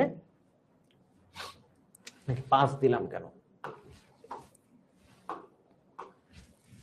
4 টাকা, তখন চাহিদার পরিমাণ কত? 50 টাকা। এখন দাম বাড়লো, ধরো 5 টাকা হলো, চাহিদার পরিমাণ কত? 40। তো আমি আগে কোথায় ছিলাম? প্রথমে আমার প্রাথমিক বিন্দু এ, এখান থেকে আমি কোন দিকে যাচ্ছি? বি এর দিকে। এই কিন্তু আমার মূলত ঘটনা কি ঘটছে? চাহিদার পরিমাণ কমে গেছে না? মানে আমার প্রথমে প্রাথমিক বিন্দুটা কত ছিল? 4 টাকার জন্য 50 একক, এই যে 4 এর জন্য কত? 50। এখন চাহিদার পরিমাণ যখন মানে দাম 5 টাকা হয়েছে, চাহিদার পরিমাণ কি হয়েছে? 40 হয়ে গেছে না? কমে গেছে না? তার মানে এটা কি? এটাকে বলতে হবে সংকোচন।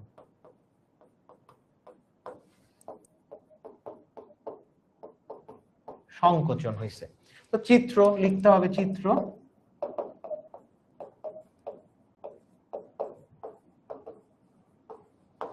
চাহিদা রেখার সংকোচন। তো এখানে ওইটাই ব্যাখ্যা করতে হবে যে দাম 4 টাকা থেকে বেড়ে 5 টাকা হয়, চাহিদার পরিমাণ 50 থেকে কমে 40 হয়, এটি চাহিদা রেখার সংকোচন। এই আর কিছু ব্যাখ্যা ট্যাখ্যা এরকম নরমাল গাইড টাইড দেখে নিও। এর সাথে মানে মূলটা এইটাই, এটার সাথে কিছু আর মানে নিজের মতো করে ব্যাখ্যা লাগাই দিলেই তখন হচ্ছে তোমার ইয়া হয়ে যাবে, এটার উত্তর হয়ে গেল। আচ্ছা, সুরাইয়া সুলতানা বলছে আপনার পুরাতন স্টুডেন্ট। আপনি কি পেইড ব্যাচের স্টুডেন্ট সুরাইয়া সুলতানা?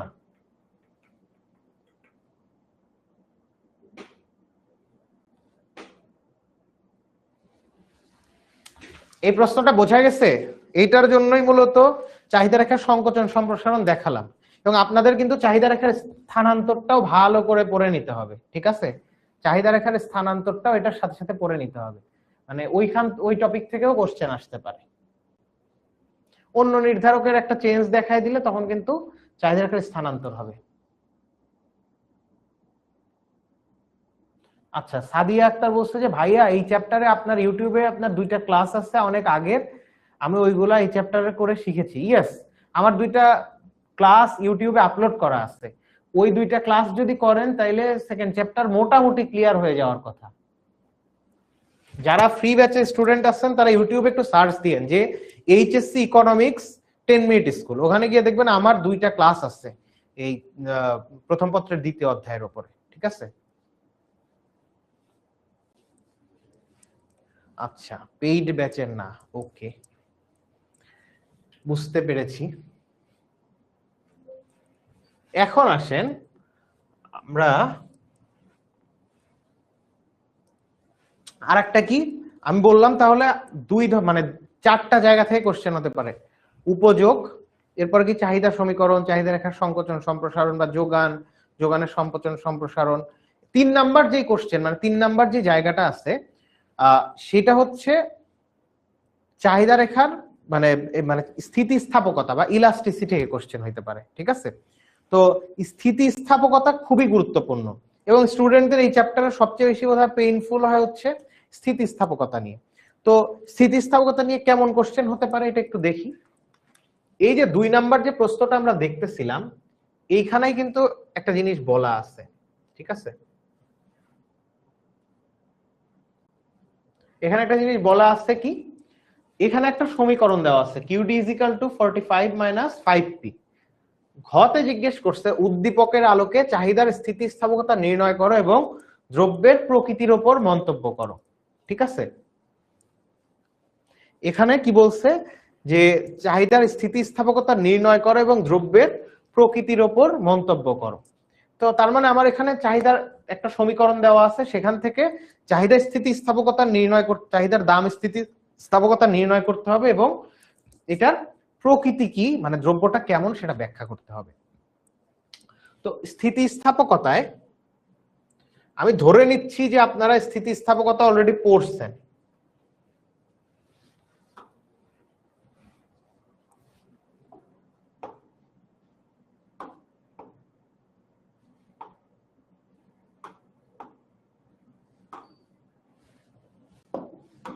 আমরা কি পড়ছি এখন পর্যন্ত 2য় অধ্যায়ে, মানে আপনাদের অলরেডি বাসায় বলেন, টিউটরের কাছে বলেন, এই জায়গাগুলোতে এটা জেনে ফেলার কথা। সেটা হচ্ছে স্থিতিস্থাপকতা।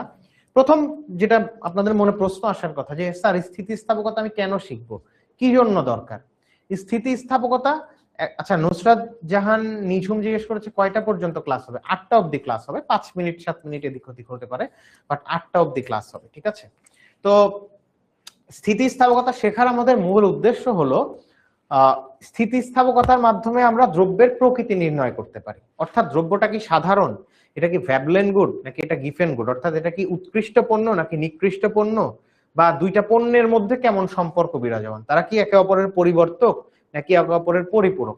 এই যে জিনিসগুলা, এইগুলা আমরা স্থিতিস্থাপকতার মাধ্যমে নির্ণয় করতে পারি, মানে দ্রব্যটা কেমন সেই প্রকৃতি নির্ণয় করতে পারি। এটা হলো স্থিতিস্থাপকতা, আমরা এই কারণেই শিখি। তো স্থিতিস্থাপকতা মূলত 3 প্রকার, ঠিক আছে?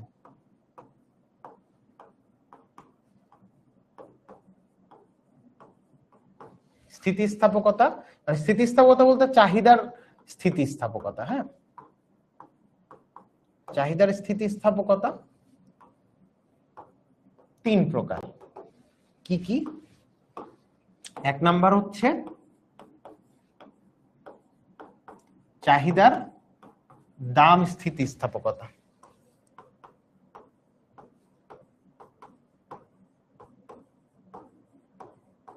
এটাকে বলতেছে ইডি, ই সাবস্ক্রিপ্ট ডি, মানে ইলাস্টিসিটি অফ ডিমান্ড, চাহিদার দাম স্থিতিস্থাপকতা।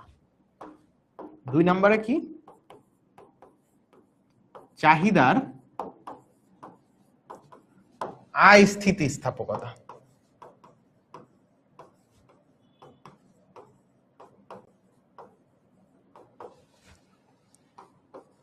এটাকে কি দ্বারা প্রকাশ করে? এইটাকে ই ওয়াই দ্বারা প্রকাশ করে। বিভিন্ন বইয়ে বিভিন্ন রকম দেয়া থাকতে পারে। 3 নাম্বার কি? 3 নাম্বার হচ্ছে আড়াআড়ি স্থিতিস্থাপকতা।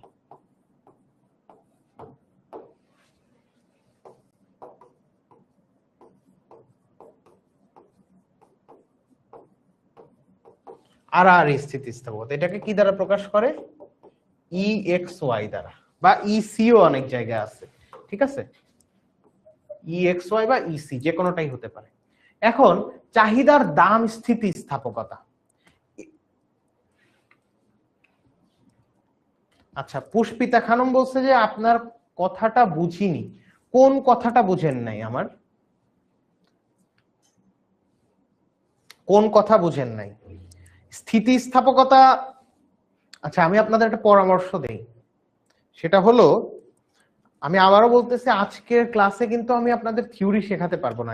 স্থিতিস্থাপকতা নিয়েই গোটা একটা ক্লাস হতে পারে 2 ঘন্টার, যেখানে স্থিতিস্থাপকতা ব্যাপারগুলো আমরা খুব ভেতর থেকে বুঝি।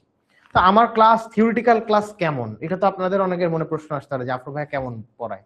তো আমার প্রায় 2-3 বছর আগে, মানে 10 মিনিট স্কুল আমি যখন প্রথম পড়ানো শুরু করি, সেই সময়ের 2টা রেকর্ডেড ক্লাস ইউটিউবে আছে। কি লিখে সার্চ দিবেন? HSC economics 10 minute school. ওখানে গিয়ে দেখবেন প্রথম পত্রের 2য় অধ্যায়ের উপরে আমার 2টা ক্লাস আছে। ওই 2টা ক্লাস দেখলে আপনাদের 2য় অধ্যায়ের সব থিওরি ক্লিয়ার হয়ে যাওয়ার কথা, এবং ওখানে স্থিতিস্থাপকতাও বোঝানো আছে, ঠিক আছে? তো স্থিতিস্থাপকতা, এইটা দ্বারা আমরা দ্রব্যের প্রকৃতি নির্ধারণ করি, মানে দ্রব্যটা কেমন, এটা কি স্বাভাবিক দ্রব্য, এটা কি উৎকৃষ্ট দ্রব্য নাকি নিকৃষ্ট দ্রব্য, অথবা 2টা দ্রব্যের মধ্যে কেমন সম্পর্ক বিরাজমান, তারা কি পরিবর্তক দ্রব্য একে অপরের নাকি পরিপূরক দ্রব্য, এই জিনিসগুলোর ডিসিশন নিতে আমার স্থিতিস্থাপকতা লাগে। এবং স্থিতিস্থাপকতাটা 3 প্রকার। আমরা কিসের স্থিতিস্থাপকতা? চাহিদার স্থিতিস্থাপকতা 3 প্রকার।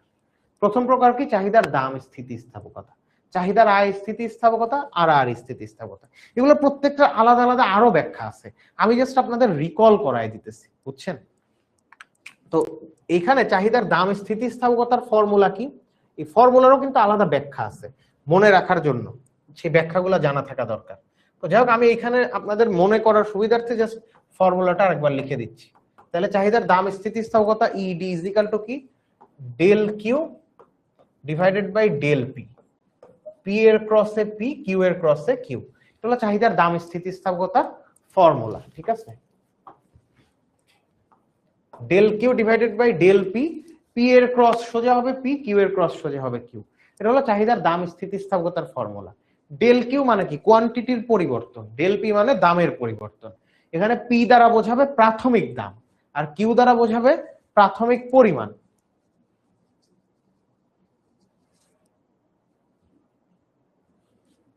এখন আসো চাহিদার আয় স্থিতিস্থাপকতা, এটার ফর্মুলা কি? এটার ফর্মুলা আগের মতোই, ঠিক আছে? যে ওখানে কি বলছিল? চাহিদার দাম স্থিতিস্থাপকতা, এই জন্য নিচে দাম ছিল।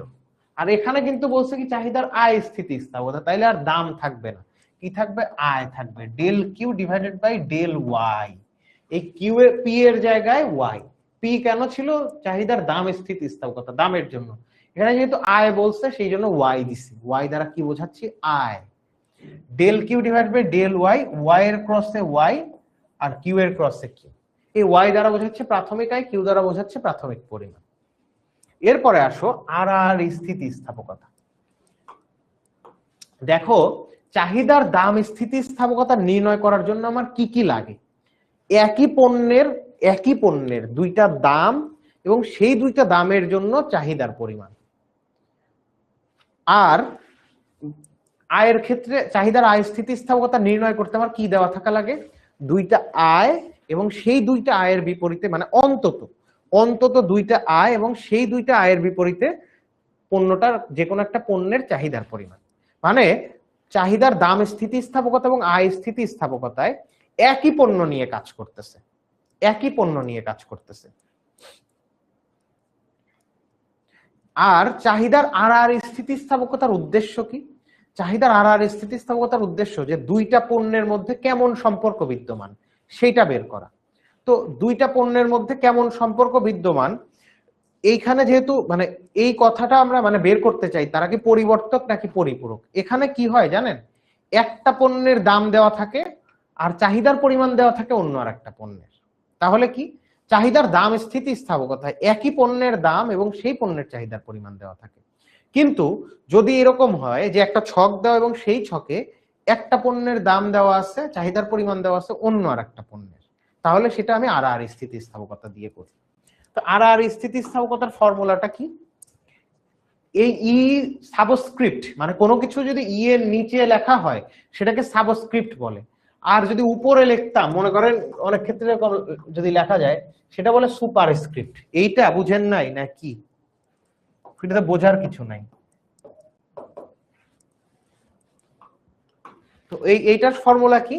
এইখানেও ওই চাহিদার দাম স্থিতিস্থাপকতার মতোই প্রথমে লিখবো del Q divided by del P, P এর ক্রসে পি, কিউ এর ক্রসে কিউ। এরপরে কি পার্থক্য হবে?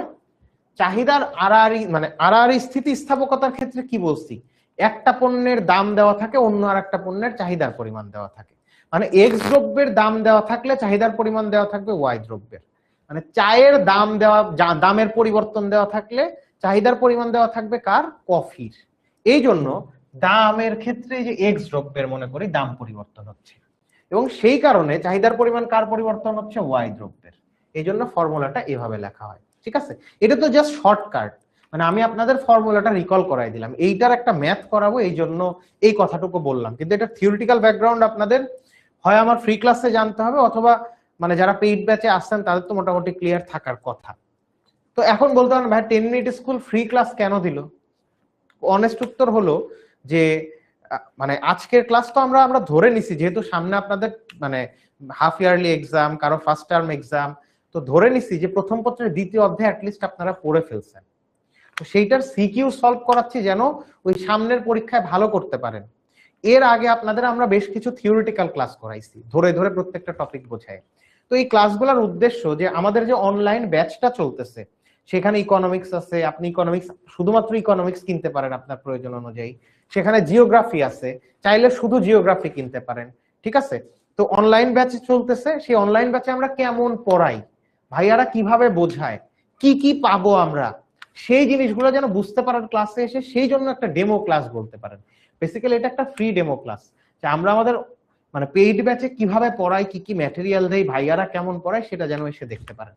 তো এইখানে আমি চাইলে থিওরি বোঝাইতে পারতাম, স্থিতিস্থাপকতা এই সেই, কিন্তু এইখানে আমরা ধরে নিছি এখন অন্তত এসে যে আপনারা দ্বিতীয় অধ্যায় শেষ করছেন, সেটার কোশ্চেন প্র্যাকটিস করাচ্ছি। আর যারা এর মধ্যে ভর্তি হবেন, এখন ভর্তি হইলেও দেরি হয়ে যায় নাই, যেই চারটা বা পাঁচটা চ্যাপ্টার আমরা দুইটা পত্র মিলে পড়াইছি, চারটা চ্যাপ্টার মনে হয় পড়াইছি, এই চারটা চ্যাপ্টারের ক্লাস রেকর্ডেড পেয়ে যাবেন। ঠিক আছে, আচ্ছা। সাকিব শিকদার বলছে যে ভাই আজকে পেইড ব্যাচে ভর্তিছি, ভেরি গুড। তো এইটা একটা ওভারভিউ যে এই তিন প্রকারের এটা ফর্মুলা। তো এখন আমাদের একটা প্রশ্ন করছে, সেটা আমরা সলভ করে ক্লাসটা শেষ করব। ঠিক আছে,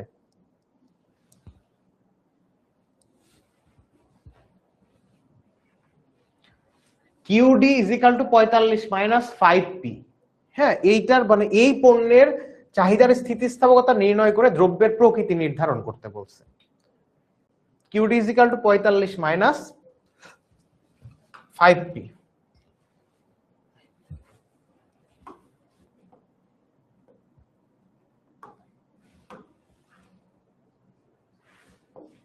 তাহলে কিউডি ইজ ইকাল টু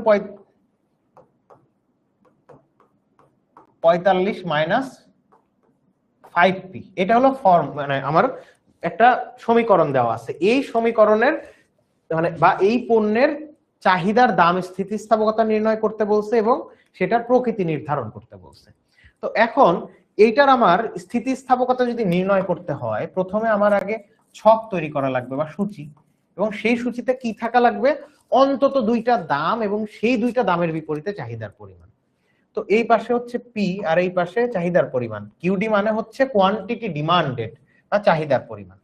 তো প্রথমে আমি দাম যদি 1 টাকা হয়, এই পি কি স্বাধীন চলক, একটু আগেই দেখাইছি, মানে পি এর মান ইচ্ছা মতো বসানো যায় এবং সেই জন্য কিউডি আসে। তো এখন পি এর মান যদি আমি 1 বসাই তাহলে কিউডি কত হয়, 5 গুণন 1। এই পি এর মান 1 বসাচ্ছি, তাহলে 5 গুণন 1 5, 45 থেকে 5 বাদ দিলে 40।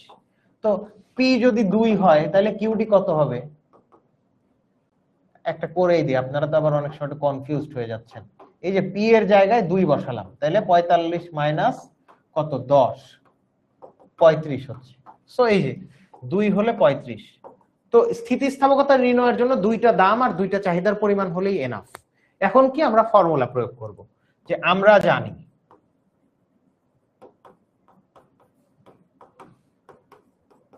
চাহিদার দাম স্থিতিস্থাপকতা নাকি,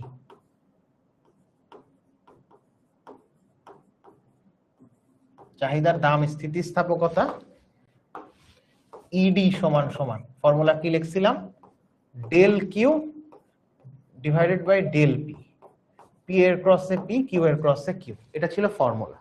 তো ডেল কিউ মানে কি, মানে কোয়ান্টিটির চেঞ্জ বা পরিমাণের পরিবর্তন। তো পরিমাণের পরিবর্তন কি হয়েছে, 40 থেকে 35 হয়েছে। তো পরিবর্তনটা কিভাবে বের করতে হয়, পরেরটা মাইনাস আগেরটা।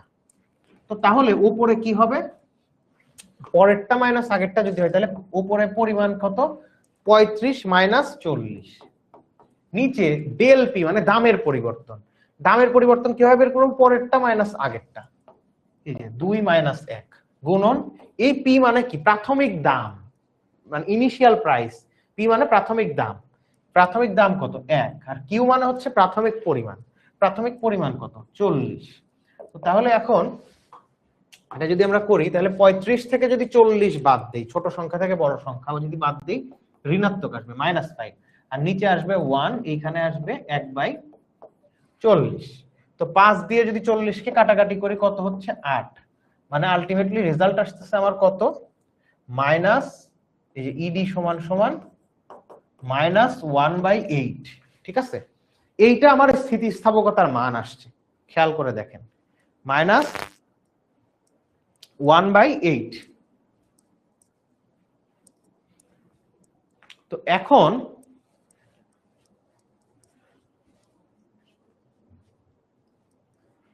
এই ইডি ইজিক্যাল টু -1/8 আসছে, এটা আমার প্রথম পার্ট, চাহিদার দাম স্থিতিস্থাপকতা বের করতে বলছে, এটা আমরা বের করলাম।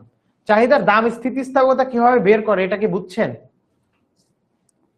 চাহিদার দাম স্থিতিস্থাপকতা কিভাবে বের করে করলাম, এটা কি দেখে বোঝা গেল?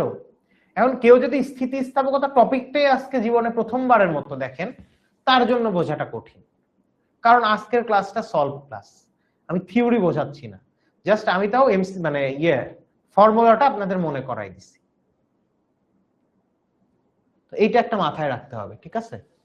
তো এখন আমার যে দ্বিতীয় কাজটা রয়ে গেছে সেটা হচ্ছে প্রকৃতি নির্ধারণ করা, ঠিক আছে? এখন আমার কি করতে হবে, এই দ্রব্যের প্রকৃতি নির্ধারণ করতে হবে। প্রকৃতি নির্ধারণ করার বুদ্ধিটা কি, প্রথম যেটা কথা, চাহিদার দাম স্থিতিস্থাপকতা সবসময় ঋণাত্মক হয়, মানে চাহিদার দাম স্থিতিস্থাপকতা যদি আপনি বের করেন সবসময় এটা মাইনাস মান আসবে। তো সবসময় যেহেতু কেন সবসময় মাইনাস মান আসে, কারণ চাহিদার দাম স্থিতিস্থাপকতায় আমি কি কি চেঞ্জ দেখি, দাম আর চাহিদার পরিমাণ, এই দুইটা জিনিসের মধ্যে পরিবর্তন দেখি। তো দাম আর চাহিদার পরিমাণের মধ্যে সম্পর্ক কেমন, দাম বাড়লে চাহিদার পরিমাণ কমে, আর দাম কমলে চাহিদার পরিমাণ বাড়ে। তার মানে দাম আর চাহিদার পরিমাণের মধ্যে বিপরীতমুখী সম্পর্ক। যেহেতু বিপরীতমুখী সম্পর্ক, এই জন্য এই যে চাহিদার দাম স্থিতিস্থাপকতা সব সময় ঋণাত্মক হবে। তো তাহলে আমার প্রকৃতি নির্ধারণ করার সময় কি করা লাগবে, মাইনাস মানটাকে মানে মাইনাসটা বিবেচনার বাইরে রাখতে হবে। এই জন্য এই যে ইডি মডুলাস বা পরম মান চিহ্ন ব্যবহার করা হয়, ED modulus, ED modulus, modulus দিলে তখন হয়ে যাচ্ছে 1/8। চাহিদার দাম স্থিতিস্থাপকতা, আমরা এই যে দুই পাশে বার দিলাম, এই বারটাকে বলে মডুলাস বা পরম মানের চিহ্ন। -1/8 তখন +1/8 হয়ে গেল। এবার আমার ডিসিশন নিতে হবে যে চাহিদার দাম স্থিতিস্থাপকতা যে ED modulus is equal to 1/8, এইটা হলে পণ্যটা কেমন? পণ্যটা কি প্রয়োজনীয়, নাকি পণ্যটা স্বাভাবিক, নাকি পণ্যটা বিলাস? এই ডিসিশন নেওয়ার জন্য এই যে এইখানে দেখেন, যদি ইডি এটা যদি 1 এর কম হয়, যদি 1 এর কম হয় বা 1 এর চেয়ে ছোট হয়, তাহলে পণ্যটা হবে প্রয়োজনীয়, প্রয়োজনীয় পণ্য। এটা হলো ডিসিশন রুল, যে আমি নির্ণয় করার পরে এখন কেমন পণ্য কিভাবে ডিসিশন নেব। ইডি মডুলাস এইটা যদি 1 এর সমান হয়, তাহলে পণ্যটি স্বাভাবিক, আর ইডি মডুলাস এটা যদি 1 এর চেয়ে বড় হয়, তাহলে পণ্যটি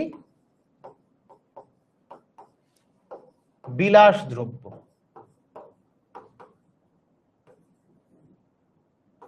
পণ্যটা বিলাস দ্রব্য, ঠিক আছে? এই তিনটা কেসে আমরা এই ডিসিশন নিতে পারবো।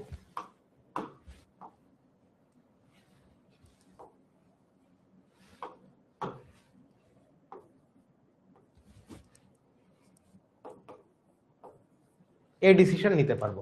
তো তাহলে এখন আমার এখানে কি ঘটনা ঘটছে? ED modulus is equal to 1/8, যা ইডি ইজ লেস দেন 1, অর্থাৎ পণ্যটি প্রয়োজনীয়, ঠিক আছে? এখানে লিখলাম, আপনার আপনার মতো করে গুছায় লিখবেন। মূল কথা হলো ED modulus is equal to 1/8, অর্থাৎ এটি ইডি মডুলাস 1 এর চেয়ে ছোট। যেহেতু 1 এর চেয়ে ছোট, সুতরাং পণ্যটা নিত্য প্রয়োজনীয় বা পণ্যটা প্রয়োজনীয়। এই যে এখানে বলছি 1 এর চেয়ে ছোট, 1/8, 1 কে 8 দ্বারা ভাগ করলে দেখেন 1 এর চেয়ে ছোট মান আসবে। তো যেহেতু এটা 1 এর চেয়ে ছোট, এই জন্য পণ্যটা প্রয়োজনীয়। এইরকম একইভাবে এখানে তো দাম আর চাহিদার পরিমাণ দেওয়া ছিল, এখানে যদি আয় আর সাথে চাহিদার পরিমাণ দেওয়া থাকে, তাহলে আমরা এই যে এই ফর্মুলা অ্যাপ্লাই করে চাহিদার আয় স্থিতিস্থাপকতা বের করে ফেলবো।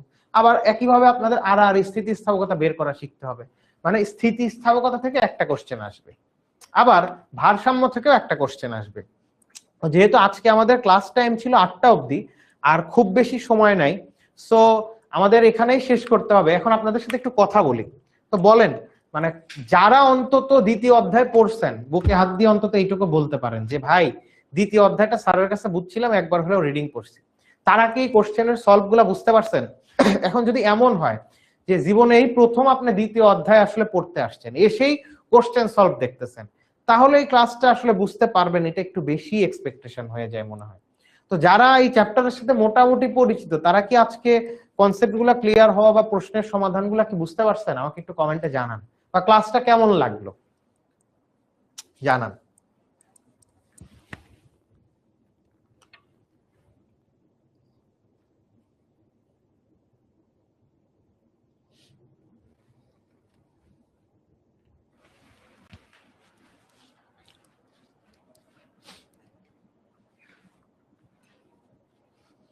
একটু কমেন্টে জানান। আচ্ছা, সিদরাতুল মুনতাহা আদিবা বলছো যে ভাই আমার একটা কোশ্চেন ছিল। কি কোশ্চেন বলেন?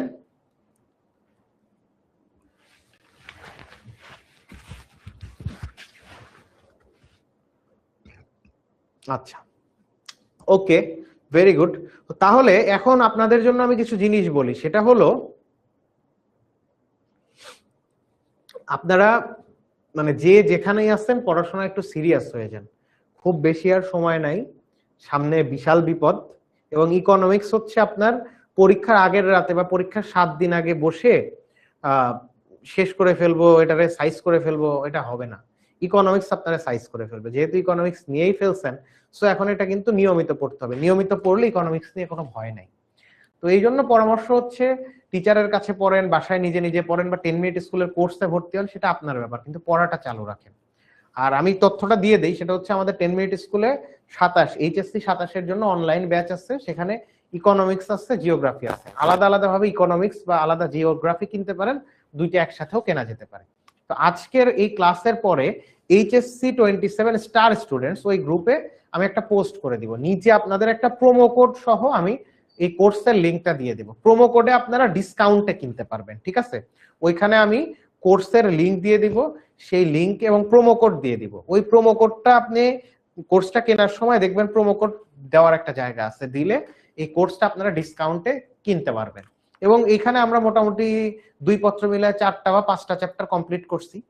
তো এই চ্যাপ্টারগুলোর যে রেকর্ডেড ভিডিও সেটা আপনারা পেয়ে যাবেন, আর বাদ বাকিগুলো তো লাইভ ক্লাস পাবেন। এবং মানে যে ক্লাসগুলো অলরেডি হয়ে গেছে সেগুলোর রেকর্ডেড ক্লাস দেখার পর কোনো সমস্যা হলে লাইভ জুম সেশন আছে আমাদের, ওখানে আমরা টিচাররাই থাকি, ওখানে কোশ্চেন করে আপনারা এটা ক্লিয়ার হয়ে যেতে পারবেন। তাহলে এখন অনেকে বলছেন যে আচ্ছা ভাল লাগছে এই সেই, ঠিক আছে, আপনাদের একটা কাজ আছে, মানে আজকে আমরা ক্লাস নিলাম, পড়াইছি বা জাফর ভাই পড়াইছে, এটা আপনাদের ভালোও লাগতে পারে খারাপও লাগতে পারে। তো যেমনই লাগছে এটার একটা করে রিভিউ দিয়ে দিবেন। রিভিউটা কোথায় দিবেন? সেটা হচ্ছে ওই যে আপনাদের যে বড় গ্রুপটা আছে না 10 মিনিট স্কুলের, আপনাদের ব্যাচের HSC 27 স্টার স্টুডেন্টস, এই গ্রুপটাতে আজকের ক্লাসের যে কোনো একটা মোমেন্টের স্ক্রিনশট নিয়ে ওইখানে একটা রিভিউ পোস্ট করে দিবেন যে আজকের ক্লাসটা কেমন ছিল, ভালো লাগলে ভালো বলবেন, খারাপ লাগলে খারাপ বলবেন, বাট HSC 27 স্টার স্টুডেন্টস গ্রুপে একটা রিভিউ দিয়ে দিন। তো এই হচ্ছে ব্যাপার। আর আমি একটা ভিডিও পোস্ট করে দিব, ওই ভিডিওর নিচে আমি প্রোমো কোড সহ কোর্সের লিংক দিব, যারা মনে করেন কেনা দরকার কিনে নিতে পারেন। কিন্তু ব্যাপার হলো 10 মিনিট স্কুলে পড়েন আর অন্য জায়গায় পড়েন, নিজেকে ফাঁকি দিয়েন না, নিজের বাবা মার কষ্টার্জিত অর্থ খরচ করে পড়তেছেন, বাবা মাকে ফাঁকি দিয়েন না, ঠিক আছে? পড়াশোনাটা চালু রাখেন। আজকে তো বুঝলেন যে মানে কি অবস্থা, কোথায় আছি, যে দ্বিতীয় অধ্যায় কিন্তু অলরেডি মানে পড়ায় অনেক স্কুল কলেজে কিন্তু 4র্থ অধ্যায় পর্যন্ত চলে গেছে। তো সেইখানে দ্বিতীয় অধ্যায়ে আপনাদের যদি পড়াই না থাকে, সামনের পরীক্ষায় কি করবেন? আর যেটা আরো পরামর্শ, যে শুধু মানে পড়লে হবে না, ওই শুধু থিওরি ক্লাস করলে হবে না, সাথে সাথে গাইড থেকে বোর্ড কোশ্চেন সলভ করতে হবে। বেশি বেশি বোর্ড কোশ্চেন সলভ করার মানে ছাড়া আর কোনো গতিই নাই ভালো করার। সো আপনারা ভালো থাকেন, সুস্থ থাকেন, আপনাদের জন্য দোয়া, শুভ